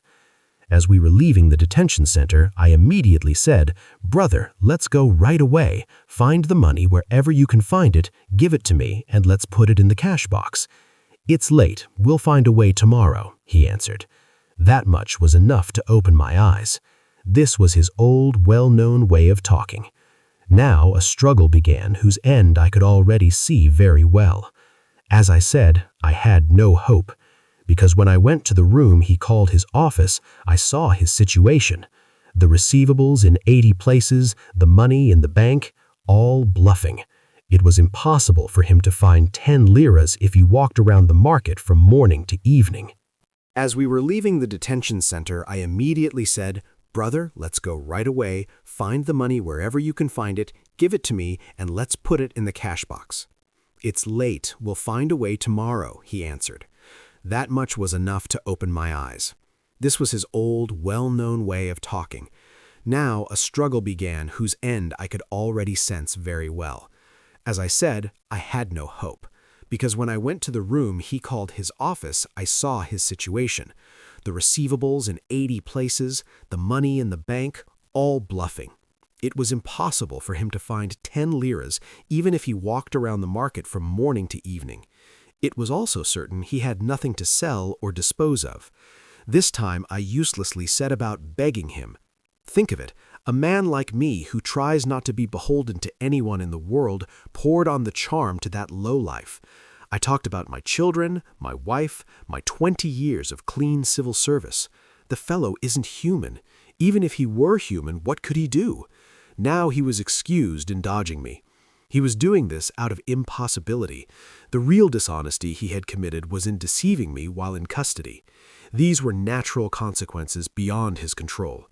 As I approached the point of tears and insisted, he said, "What can I do, brother? You see my situation. Things went wrong. You find another way. When our trial is over, of course they'll return the bail and the matter will be settled."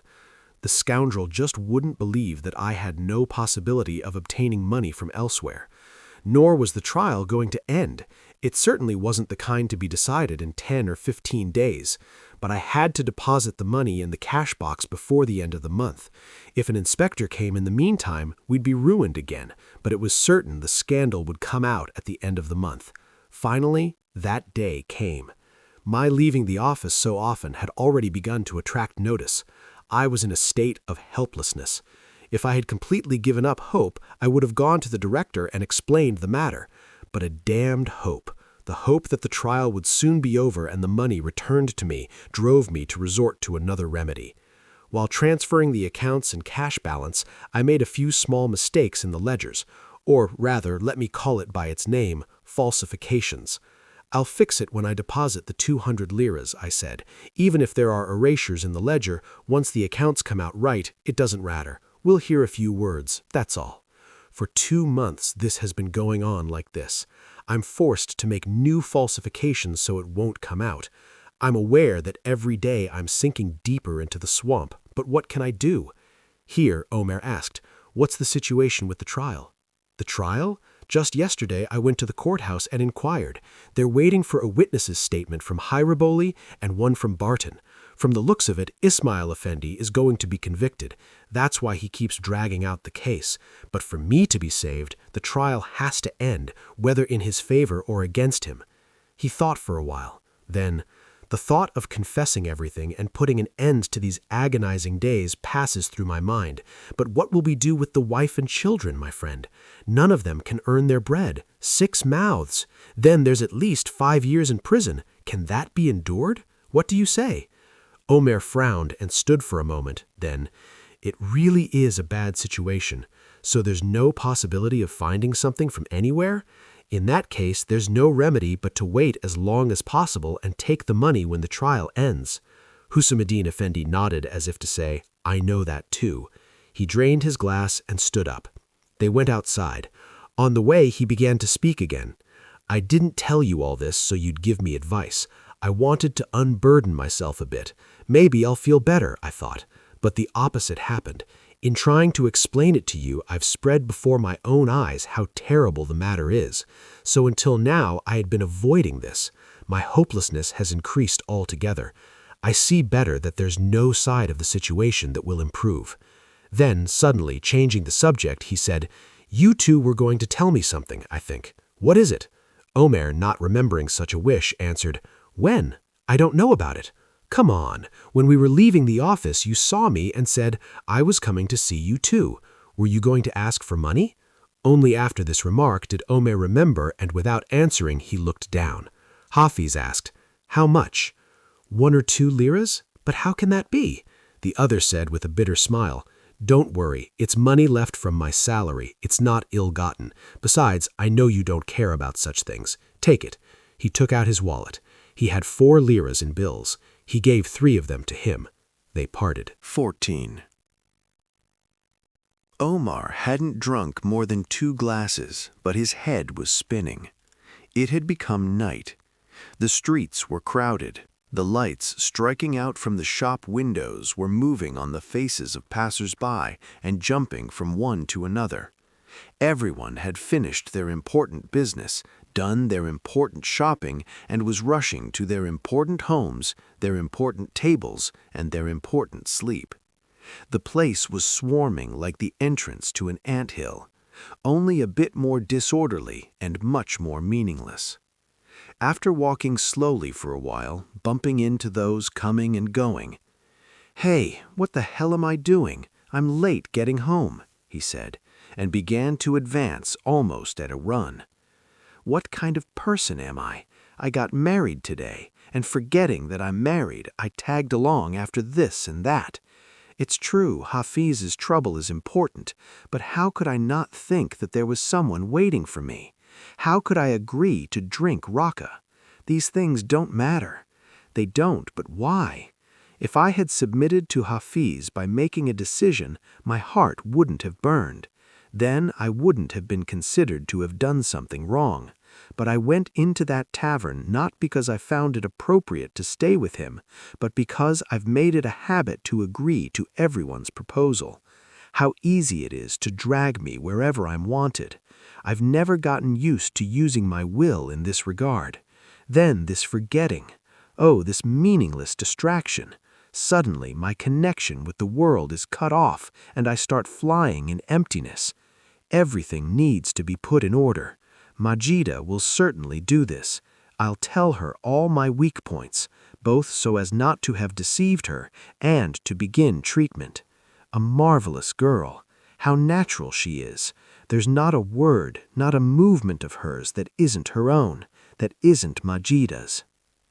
As he approached home, his impatience increased. When he climbed the stairs, he had almost lost his breath from running. In the semi-dark hall, he immediately found the door of his room and opened it, but just at that moment he heard Nihat's voice from behind and turned. Nihat was saying, "Hey, where are you? We've been waiting for you for an hour." "You've disappeared for ages. Finally, we said let's look for him. The madam said you weren't home and for some reason wouldn't let us into your room, so we waited for you in this darkness." Omar walked toward the direction of the voice. After turning on the light, he noticed that Nihat wasn't alone. "Oh, welcome, Hikmet Bey. What an honor," he said, shaking the hand of a small man sitting as if lost in one of the armchairs. This Hikmet Bey, who taught one of the Oriental languages at the university, was famous in his circle for his ugliness, perfect enough to frighten a person, and for the good qualities that were said to contrast with his face. With his large nose slightly tilted to the left, covering half of his tiny face, his scaly skin as if he had just recovered from a skin disease, and especially those dome-shaped nails shorter than half a centimeter buried in the flesh at the tips of his stubby fingers, the first feeling he gave the person before him was the desire to close one's eyes. But it was said that nature hadn't kneaded his soul so mercilessly. He was from Marash. He always walked around with several of his townsmen, found them jobs, helped them, put some of them up in his house, and looked for an opportunity to provide some help, or at least offer help to anyone he knew. He was very short. He walked with his head bent forward, striking his bone-handled cane on the stones, and listening to those before him by squinting his lashless eyelids. Until midnight he would sit in the Bayazid coffee houses with groups of students and intellectuals, engaging in arguments and debates, giving explanations about Oriental literature, mysticism, and heroic epics. Paying no attention to whether anyone understood or listened, closing his bleary eyes, he would recite pages of Tabari from memory. His sometimes lowering his voice and sometimes suddenly raising it, for instance in battle descriptions, and his pronouncing the pleasingly harmonious words strung together like a chain by giving his mouth various shapes, would always create a stir of appreciation and respect in his circle. Everyone would look at each other as if to say, "Do you see what knowledge, what memory?" and sometimes getting carried away would shout, "Bravo, master!" Omar pulled up a chair and sat there. "How are you?" he asked his guests. Nihat said, "Where were you?" Omar jumped up from his seat as if suddenly remembering. "Hey, don't you know? I got married. I fell in love and then got married." The others looked without understanding. Omar continued, "Why are you surprised? It all happened in a week, 10 days. A marvelous thing. If you saw my wife, you'd congratulate me." Professor Hikmet said, "Congratulations without seeing her." Nihat still couldn't believe it. He asked, "Who is she? When did you get married?" "Last night." "But you're drunk." Then, turning to the professor, "He's making it up. He's had a few. He's babbling. Sit down. We're going to talk to you seriously." Omar took a few steps toward his room, saying, "Wait, let me bring my wife." He suddenly stopped where he was. Through the crack of the door he had left open a while ago, Majida's slender body was visible. Because the light was on inside, her hair was lit up, and her face was in shadow. Despite this, Omar noticed that she wasn't smiling as usual, that her serious, thoughtful eyes were fixed on him. He approached with a diffident manner, like any creature that knows it hasn't done a good thing. Just for something to say, he said, "Are you here?" Majida looked at him as if to say, "Where else would I be?" Omar tried to explain. "I thought we were moving to another room. The madam said so." Majida appreciated this quick invention of his. "We moved. A few things were left here. I was going to take them. Also, there's no light bulb. I was waiting for you to come." Omar had forgotten the guests. "I'll go get one right away," he said, and pressed close to Majida. The young girl went into the room and, searching for her purse, asked, "How much is a light bulb?" Omar said, I have money. Another thought immediately passed through his mind. What does that mean? How much is a light bulb? Is she going to give me exactly the price of a light bulb and not give anything more? Is she afraid to give all her money? Strange. Then, as if ashamed of himself, "Shame on me. It's shameful for me to think such things. The poor girl asked this out of quite natural habit," he said. At this moment, Majide, extending the 5 lira note in her hand to him, said in a low voice, "You were saying you had 35 kurush. Maybe it won't be enough. Take this." Omer felt like crying. Pushing Majide inside, he himself went in after her. As he closed the door with his foot, he threw both arms around the young girl's neck. "Majide, my dear wife, I'm a very bad creature. You're going to make a man of me," he was murmuring. Majide asked in astonishment, "Why? What's the matter?" Omer couldn't bring himself to tell what had passed through his mind a while ago. He told a lie. "Because I'm late." Majide said, "Is that why?" And after thinking for a moment, added, "Why are you doing this? What's the need?" Omer had immediately understood what these words meant. Majide didn't believe his explanation and his excuse of being late. At such difficult times, when he didn't know what to do and found it hard to think, there was a remedy he resorted to: fleeing. Putting the money the young girl had given him in his trouser pocket, "Let me go get the light bulb and let's move to the other room at once," he said.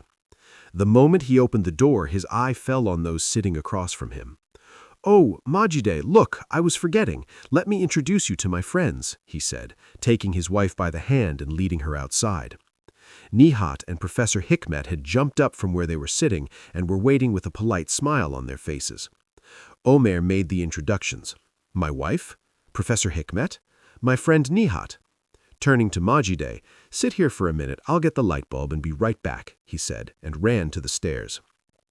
Majide looked after him for a while. Then, turning her head to the guests, she smiled. After hesitating a moment, Nihat said, "I first saw you with Omer on a ferry." Majide looked down, blushing crimson. She had immediately understood which ferry. The shortness of the time that had passed frightened her. It hadn't even been 2 weeks yet, but how many things had changed. She thought that even a few years would be too little to pass before her eyes one by one the things she had lived through in these 12 days. When she raised her head a bit, she saw the professor, whose age it was impossible to guess, fixed his eyes on her. The gaze of this man, whose age it was impossible to guess, made her intensely uncomfortable, and the cold dampness of the hand she had shaken a while ago, which gave the feeling that it was always sweaty, came to her mind. A strange silence had enveloped all 3 of them. None of them could find anything to say, and when they came eye to eye with another, they tried to escape the difficult situation by resorting to a makeshift smile. Finally, Professor Hikmet broke the silence. "Where are you from, my girl?" "I'm from Balikasir." The one across from her nodded with satisfaction. "So you're Anatolian. Very good. Omer is also from there, I think." "Yes, Omer is a good boy." Nihat joined in. "He's a good friend, only he doesn't stay on one branch. He needs to be managed. He's a bit scatterbrained." Majide was annoyed by these words. She herself knew what Omer was. She could also guess that others might think such things about him, but she found it improper for them to say these things in her presence. Professor Hikmet said, "At the same time, he's clever." He looked at Majide's face. Nihat took the floor with the same tactlessness. "But he doesn't use his cleverness. He doesn't spend it on any job. He doesn't make it work for any goal." At this point, Omer's footsteps were heard on the stairs. All 3 turned their heads and looked in that direction. The young man appeared with his sweaty hair falling on his face and a light bulb in his hand. Advancing towards Majide, "Here," he said. The young girl immediately went to the room they had newly moved into. Leaving the door open with the help of the light striking from the hall, she put the bulb in its place, then began to arrange the odds and ends. Meanwhile, Omer had sat down in one of the armchairs and sunk into thought in a tired state. Nihat asked, "What's the matter? You look distracted." "Today an acquaintance told me some upsetting things. I'm feeling sorry for him." Without making it necessary for those across from him to insist, he told the cashier's story. The professor wasn't listening with great attention. From time to time he let his eyes slide to Majide, who was going back and forth in the room across, but he was frowning and nodding as if following Omer with curiosity. I wonder if it would be right to tell Omer. I didn't like these friends of his. One of them was very ugly. That's not his fault, but what can we do? It's not my fault either. And then how he looks at a person with sticky eyes. The other one too. I didn't like his looks either. They watch a person as if they're going to buy them. And then what impertinence! What does it mean to talk about Omer's scatterbrained ways in my presence? But how many minutes did we talk? It wouldn't be right to complain to Omer about people I don't yet properly know what they are by passing judgments on them. They're his friends, after all. If he didn't find some merits in them, he wouldn't be friends with them. I won't say anything. I have to get used to these circles. Perhaps because I'm a stranger, some things frighten me. At this point in their thoughts, they looked at each other and, forgetting everything, became aware of only one thing. They were facing each other in a new and fairly tidy room. They didn't have to think of anything but each other. They wanted to take advantage of this opportunity. Despite this, because for the first time since they had known each other, they had preferred not to say what they were thinking, there was a slight cloudiness in their minds. Even if they didn't want to admit it existed, it existed. Their lives passed for several days without any significant change. Omer was going and coming from his job, trying not to come home late and repeating to himself every day that he was happy to the utmost. Majide had begun to attend the conservatory again. Only in the evenings she left earlier, stopping at a few shops to buy breakfast things like cheese and tea, and waited for her husband at home after preparing the table. However much they wanted to economize with the money they had, they couldn't avoid certain necessary expenses. Since eating constantly in restaurants would break the bank, they managed their lunches at the office and at school, sometimes at a cheap kebab shop, and in the evenings they got by on the tea and breakfast they prepared in the madam's kitchen. For this they had had to buy a few plates, cups, spoons, a tray, and a lot more unimportant cheap things that together nevertheless made up a rather large sum. Although there were about 10 days until the end of the month, they only had 6 liras left. To get a better job or increase his salary, Omer saw his relative at the post office and received a promise along the lines of, "If an appropriate opportunity comes up, I'll think of you." From this manner he sensed that he was in possession of not very pleasant information about him, and said to himself, "Our vile director must have complained." And how I had increased my efforts these days. In our country, goodwill counts for nothing. It seemed impossible to ask for money from Balıkesir, to which he had been too lazy even to write a letter for a year. Perhaps his mother forgave her son's unfaithfulness only by thinking that at least he wasn't asking her for money or anything. He had to find money. Omer had felt this need since the old days, but never had his mind been so occupied with this business. All his troubles would be dispelled by certain coincidences that he now had difficulty remembering, or even if they continued, thanks to the habit of years, they would seem partly natural to him. Not being able to get a hot meal for a day or two, dodging the rent for a month, and having words with the madam didn't seem to be great disasters until now. But now smaller matters were oppressing him terribly, throwing him into helplessness and despair. Although before he was completely foreign to the thought, "What will I do a day later?" now he was thrashing about. "We can manage for 5 or 6 more days, but how will we reach the end of the month? Oh God, I'm going to go mad." At one time it was an everyday thing to ask any friend for a loan of 25 or 50 kurush. Today he didn't even find this fitting for a married man's dignity, and went around with 1,001 impossible schemes in his feverish head. When passing in front of the shops in Beyoğlu, everything he saw made his heart ache and increased his anger. At night he thought about smashing a shop window and looting it, about whether it would be possible to apply the skillful swindles and thefts he had read in some humor papers or detective stories, and he wasn't finding himself particularly unserious in these imaginations. One day a tobacconist, instead of giving him change for a lira, by mistake gave him 4 liras and a lot of small change. At first, Ömer, too, didn't notice it, but the moment he stepped away, he began to look at the money he was holding in his palm and had not yet put in his pocket. His head immediately began to work as if to ward off a possible danger and to whisper in his ear, "Are you crazy? Compare the fellow's loss with your own gain. He may not even notice, but you'll breathe easy. Don't be stupid. Who knows how many poor devils he cheats every day?" Ömer continued on his way with a shake of his head as if to say, "Even if these reasons didn't exist, I wouldn't give it back." After this, for a long time he expected to be given too much money at every place he shopped, but for some reason chance was slow in granting another favor. Before, he could also find 5 or 10 kurush by selling old clothes or shoes. Now he was ashamed to bring such a thing up in Macide's presence. Besides, in these few days he had suddenly closed up toward Macide. He was quite afraid to show her the improper schemes in his head or even let him sense a part of them. Macide was in no state to see anything. Both school and housework gave her no rest. Even the short times left to her for rest, she would spend straightening up this and that part of the room, occupying herself with Ömer's laundry, washing small things. She could find a chance to look around a bit only in the morning going to school and in the evening on the way back when she stopped at shops. Very often she would go into a fairly genteel pastry shop on the avenue and buy 5 or 10 kurush worth of biscuits for evening tea. While the salesgirls were making up the package, she would sit on a chair and watch the crowd around her. This pastry shop was in 2 sections. One side was a spacious pastry salon with tables and armchairs. The other side was the sales area. A lot of people gathered at the edge of a long counter-like table in the middle, and laughing they stood eating and drinking this and that.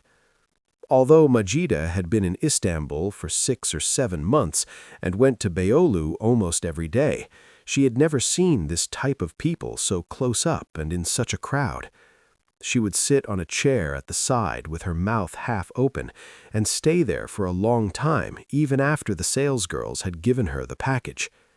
Most of those who came here were young people between 14 and 25.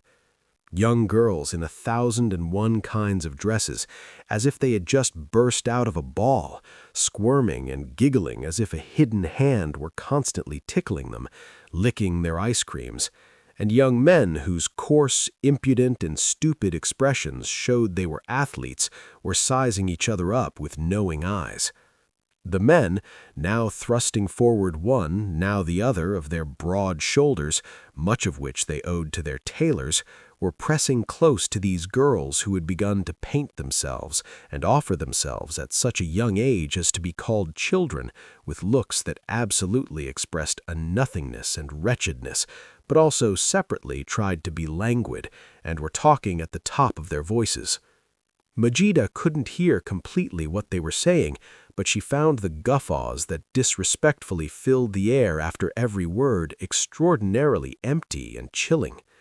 Especially she looked at the girls as if at strange creatures she had never seen before. These poor girls who threw their artificially dyed and artificially curly hair from one side to another by turning their heads artificially and quickly, who wanted to be interesting and resemble third-rate film stars by pouting their artificially red lips, but who, despite this, at every moment when they weren't by chance acting, immediately showed how pitiful they were. She felt a sincere curiosity toward them. She couldn't understand how a person could deny herself to such an extent. For instance, there was a girl named Perry who was seen there almost every day, and who was obviously of some importance among her friends. Was her name really Perry? Had it been converted from Perihan, or was it something else entirely? Macide didn't know. Only, although the girl didn't seem to be too stupid, there seemed to be nothing left of her fairiness or her humanity. The way she took her compact out of her pocket wasn't her own movement. The way she raised the pastry to her mouth, the way she extended her hand to a man trying to be indifferent, the way she wanted to laugh, the way she wanted to be serious, all were movements foreign to herself, borrowed manners that had been worked on for a long time, but still couldn't quite be adopted. The young men, who usually chewed gum and found it very attractive to give their mouths frightful shapes as they transferred it from one cheek to the other, were less intriguing.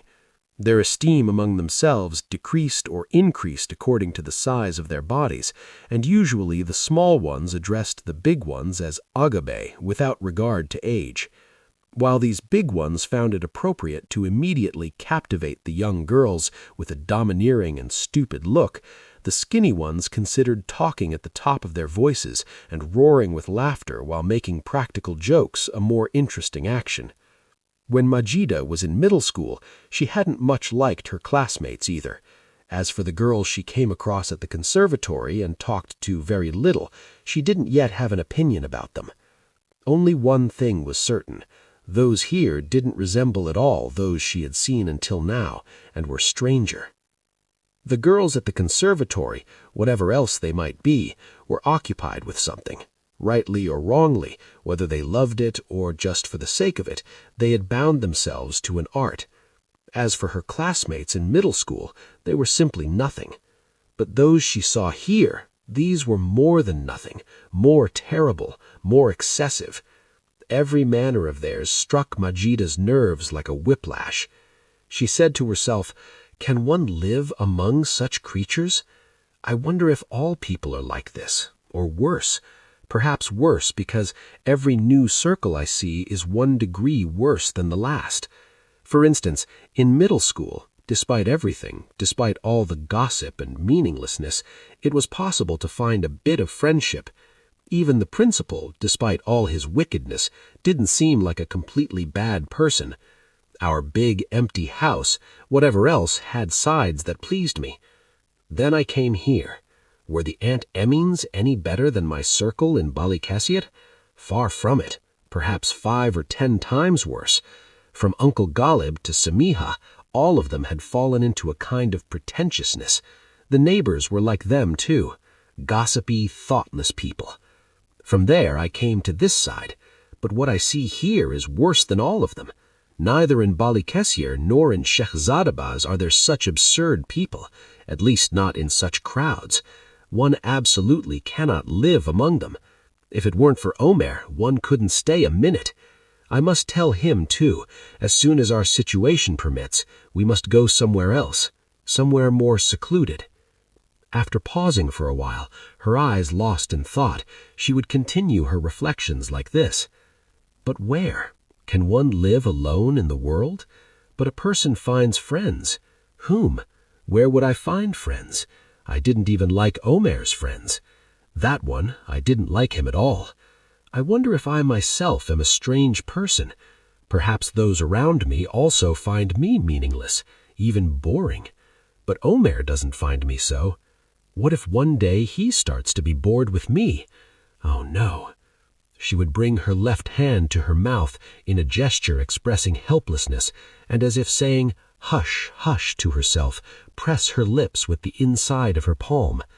As for Omer, far from being bored by Majida, the more he was oppressed in other quarters, the more he tried to find strength by thinking of going to her and pouring out his troubles, having her caress his cheeks, and tried to endure many things. There was still no change in his situation at the office. Almost nothing remained until the end of the month.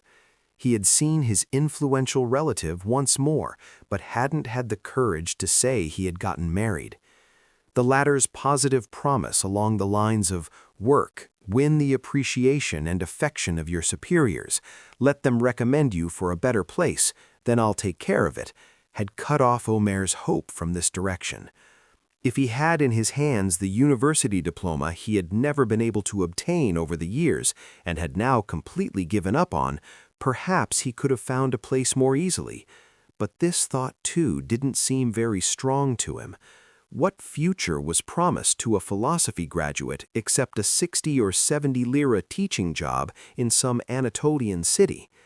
Omer didn't even want to let leaving Istanbul enter his mind. He felt he was bound here with all his limbs, all his cells, and he tried to explain this to himself like this. A man of ideas can't leave Istanbul before his mind is properly formed. Our cultural center, unfortunately, is for now just one, and that's Istanbul. We see how the development of mind slows down and stops outside. It's enough to look at the friends who come during vacations. But at moments when he was more sincere with himself, he was forced to admit that he was exaggerating the importance of this cultural center more than necessary. Come on, he would sometimes argue with friends who were even more in love with Istanbul than himself.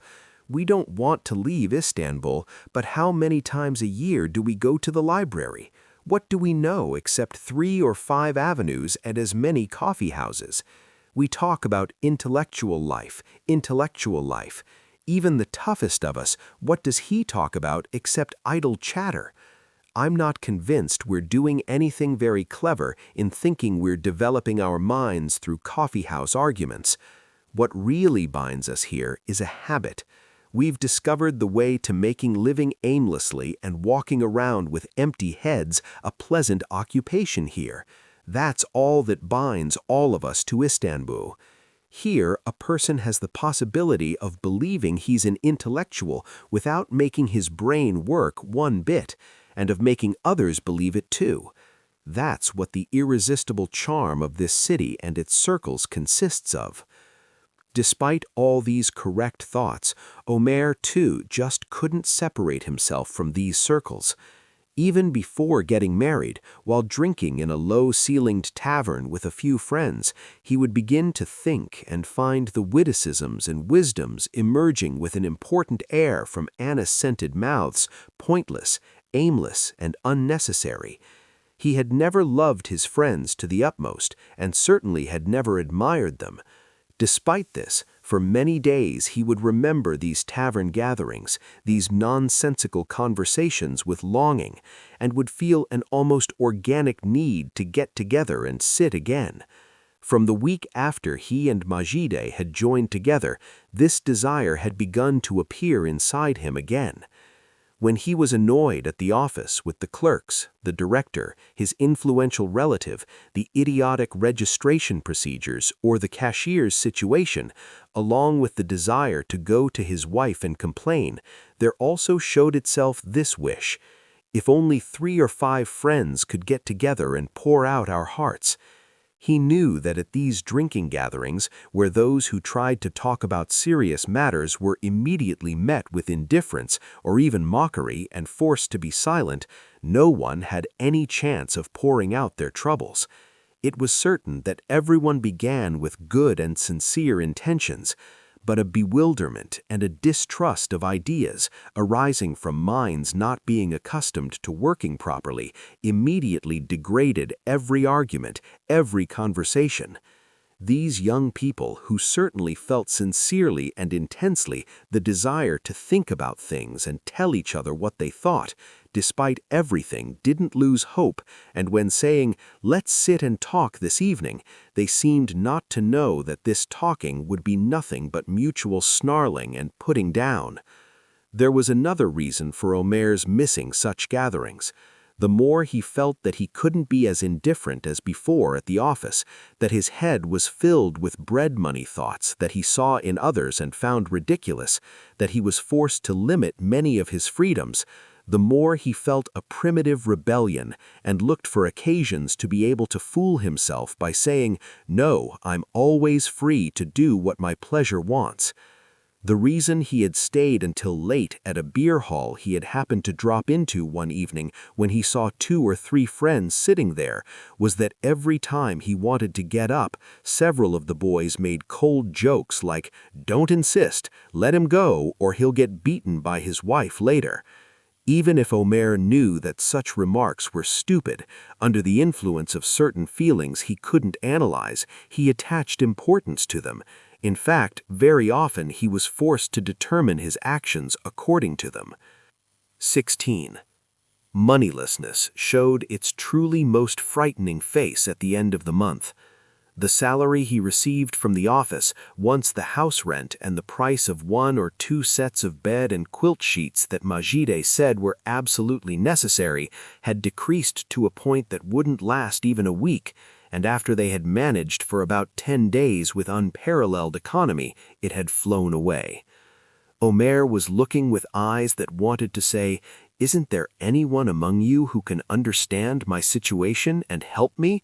to people he encountered on the street, to his desk neighbors at the office, to every person, known and unknown. The brain, which began to work more wildly as impossibility and distress increased, showed an unparalleled ability to make the most impossible plans, to burn with the most meaningless desires. He wanted to grab a fat, well-dressed person walking in front of him and say, "Give me whatever money you have on you. I'm not a thief or a bandit, but I need money. Give it not by force, but by pity for my condition." Then he would admit that this, rather than being something new and pleasant as it had first appeared to him, was simply begging, that the only novelty consisted in grabbing the fellow by the collar, and this was by no means a characteristic that would help success. All sorts of inappropriate objects that he saw in every shop window, that he had seen hundreds of times and had never wanted to own, took on an importance before his eyes equal to a necessity of life, and caused the young man to clench his fists in despair and covetousness. Sometimes he wanted a model ship in the window of a steamship agency and said to himself, "If I had money, I'd buy this at once." His eyes fastened with unbearable longing on everything, from sarai lokmas to straw hats, from rocky bottles to silver trays. When passing by a street vendor of peanuts, his fingers wanted to go toward the tray, and he could master himself by breaking into sweat. One evening, on his way home, he saw that one of the big shops in Beyoğlu was having a sale, and a great crowd was pushing and shoving to get in and out. Since he only had 10 kurus on him, he wasn't going to buy anything. He only wanted to see close up these goods offered to those who had money, to watch the customers in astonishment. He couldn't resist this desire, which he had never felt at times when he had the possibility of buying. Squeezing between fat female bodies at the narrow door, he went inside. Since real summer had begun, everyone had sweated. From under the arms of women wearing the thinnest silk dresses, a heavy, crushed air reminiscent of the smell of grilling chops was spreading. On all their faces there was an expression of serious curiosity. The men, going along with many of them, wiping the sweat from their faces with their handkerchiefs, were emitting a lighter but sharper smell, and without seeing the need to hide that they were terribly bored, were giving short answers to their wives. Omer advanced slowly, looking everywhere, wanting to see everything close up. The salesgirls, who were horribly made up, were looking into people's eyes with a false interest, and the moment someone passed, they would resume their indifferent manner and start occupying themselves with meaningless things. A lot of merchandise had been spread out at random. Next to garter belts, there were children's rompers. Next to rubber balls, there were silk blouses. Omer advanced to the middle of the store. He was touching and withdrawing his hand from everything, examining wide-brimmed women's hats at length, asking the price of bath towels. At one point, he saw that women's stockings were piled on a large counter, and a lot of people had gathered there and were constantly rummaging through them. He approached slowly. He was sweating from the heat and the crowd. He looked for a handkerchief to wipe his face. He couldn't find one. Taking off his glasses and putting them in his pocket, he rubbed his face with both hands. The oily, slimy feeling covering his palms made his head spin. After putting his glasses on again, he put his hands in his pockets and dried his wet fingers. Pressing closer to the counter, he began to look at the stockings through his glasses, which were fogged with sweat. After waiting like this for a while, he caught hold of a pair of stockings at random and pulled. The fine stockings, sliding between his fingers like a piece of soft velvet, were hanging down. The desire that had been lodged in his head for hours came alive again. "If I had money, I'd buy this and take it to Majide," he said, and suddenly remembered that since they had married, he hadn't taken his wife any present at all, a single flower, a handful of fruit, or a handkerchief. He wanted to throw the stocking down at once and leave the store, but he paused. The top of the stocking he was holding had become greasy and stained between his sweaty fingers. He fell into a great panic. What if they see these stains and want me to make me buy the stocking? He was afraid. He looked around. The salesgirls were busy with customers, and the customers with the merchandise before them.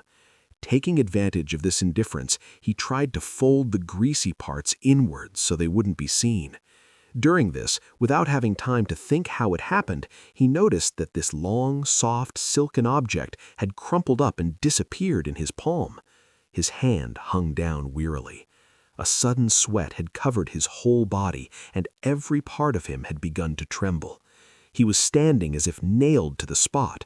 He wanted to quickly put the thing in his palm on the counter and dash out, but despite all his willpower, he couldn't succeed. His right arm seemed paralyzed. Just as he was about to raise his hand, he thought someone would grab his wrist and ask, "What's that in your palm?" He let his eyes wander bewildered around him. This time, he began to tremble and sweat even more. A tall, red-faced man, his hair slicked back tightly, standing a few steps away, had fixed his eyes on him and was looking at him harshly. He immediately guessed that this was one of the store's inspectors. Trying to appear indifferent, he began to rummage through the pile of stockings with his left hand.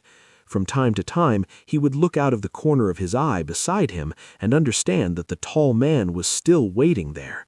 Several customers, too, had begun to look over this strange young man standing meaninglessly right beside them. With all his willpower, Omer made a lunge, and putting his right hand with the stocking in his palm into his trouser pocket, he advanced with slow steps towards the other sections. The tall man was still standing where he was and seemed to be looking in other directions. Despite this, Omer thought his eyes were secretly following him. As he approached the door, he quickened his steps. When he got out to the street, he was almost running. It was beginning to be evening. Paying no attention to the automobiles and trams going rapidly right and left, he immediately crossed to the opposite sidewalk. His heart was pounding unbearably. It was speeding up whenever he heard footsteps behind him. Finally, he turned into one of the side streets and began to run in earnest. This was a narrow, steep slope. Every 15 or 20 meters, it made a turn and disappeared between high garden walls and dark houses. Understanding that he couldn't go any further, he leaned against one of these walls and began to breathe in gasps. The left side of his chest was twisting with a direct physical pain. His eyes were fixed on the broken pavement of the ground, afraid to see those coming after him. He felt his right hand throbbing in his trouser pocket. His fingers had begun to hurt from being clenched. He slowly raised his arm and saw that the top part of a beige women's stocking, about a span long, had sprung out of his palm and was swaying. "Oh no, they must have seen me. This must have been hanging out of my pocket too," he murmured. Stepping away from the wall a pace or two, he extended his arm and threw the soft thing in his palm upward. The balled-up stocking opened in the air and rose as high as the top of the high garden wall, but unable to clear it, it remained at the top and began to sway toward the street. After this last effort of will, Omer couldn't stand on his legs any longer, and, collapsing there on the stones with their muddy cracks, beneath the stocking he had just stolen and that was now floating lightly back and forth on the wall, he closed his eyes.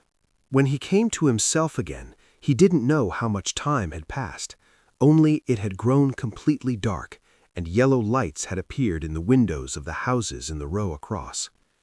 He stirred a bit. The stones had made the places he sat on ache. Because his sweat had cooled, his underwear, especially his collar, was sticking wetly to his body. He got up quickly. Not daring to turn his eyes to the upper part of the wall, he walked toward the avenue. At home, he found Majide waiting for him. The young woman, standing at the window with her back to the door, was looking outside. She had caught the window latch with both hands and rested her chin on her arm. The small part of her face that was visible was pale and anxious. The moment she heard the door open, she turned around. Omer asked with a manner that wanted to smile and be calm, "Am I late?" Majide said briefly, "No." Then she began to look carefully at the person before her. Because Omer had approached the table, the light striking from above was lighting up his forehead and face, and the red lampshade of this room they had newly moved to, which was a bit bigger than the other, was giving reddish gleams to his sweaty hair. He collapsed weakly onto a chair he had pulled up, and his head fell forward. His wife, who had been following him with her eyes without making a sound, approached a step and said, "Are you sick?" "I don't know." Majide came closer and played with his hair, then with a small but sad smile, "You've been a bit strange lately," she said. "How so?" Majide thought for a while. Yes, how so? It was rather difficult to express this in words. Only the change in Omer's condition wasn't something to be neglected. His eyes, constantly moving behind his glasses, would occasionally become lost in thought. His hands would play nervously with tablecloths and such things. Majide noticed that he answered questions a little late and sometimes forgot to answer at all. Even in his conversations with his wife, even in his embraces of her, there was a strange haste, an impatience peculiar to those who have urgent business. All of these passed before Majide's eyes, but she couldn't decide to say any of them. She only said, "I see you're very upset. Why? Everything will work out. Is moneylessness such a frightening thing? Look, we haven't gone hungry until today. We'll certainly find some way." Omer raised his head and looked at his wife. Majide thought there was something treacherous, even hostile in this look, and began to tremble. Omer rose slightly from his place. Putting both arms on the table, he leaned forward. His eyes narrowing and his lips thinning, he asked, "Are you sincere in these words?" Majide was astonished. This manner, which she had never seen before in her husband, was quite frightening her. She said as if shouting, "What are you saying? What are you saying? Omer, are you serious?" Omer didn't stir at all. In the same manner, and one by one, he asked, "Do you sincerely think the change you see in my condition comes only from moneylessness?" Majide looked at the person before her, her eyes starting from her head. In one step, she came to the table, and leaning on her elbows exactly like Omer, brought her head close to his. In the voice of a person who knows how to control herself, but without hiding her curiosity and excitement, "What do you mean?" she said. "Are there other reasons? Why aren't you telling me? Or do you no longer see the need to tell me everything?" Omer had fixed his eyes on Majide with the same insistent looks. Behind his slightly foggy, dirty glasses, something seemed to be burning. His mouth was tightly closed, his teeth locked, his lips stuck together. He had fixed all his attention on Majide's excited but unsuspecting face. He wanted to read, find, sense, catch, and crush something. Majide slowly extended her hand and caught Omer's wrist. At this point, because the young man couldn't find in the poor woman's face and eyes anything to strengthen his suspicions, he collapsed back into his chair, ashamed. Completely surrendering his hands to the will of the person before him, he rested his forehead on the edge of the table and began to think with extraordinary speed. "I'm afraid of everyone. As a result of this, I suspect everyone. But how did I fall to such a degree? How could I have thought of the possibility that Majide might not be sincere? Mine is stupidity. What does the girl know? How could she know what filth I am, what messes I've gotten into, what dangers I've escaped? Like every person with a criminal soul, I too am beginning to become the plaything of my delusions. If the fellow in the store had seen what I did, or even suspected, he would have immediately grabbed my collar. Certainly my appearance was not the kind to inspire confidence, yet until I got home I thought he was behind me. Then how am I treating my wife, who has no fault except weeding for me, who interprets the reflections striking my face and manner from my own depravities, from the filth of my soul, in a way that would make one cry, who says I'm acting strange simply because of moneylessness?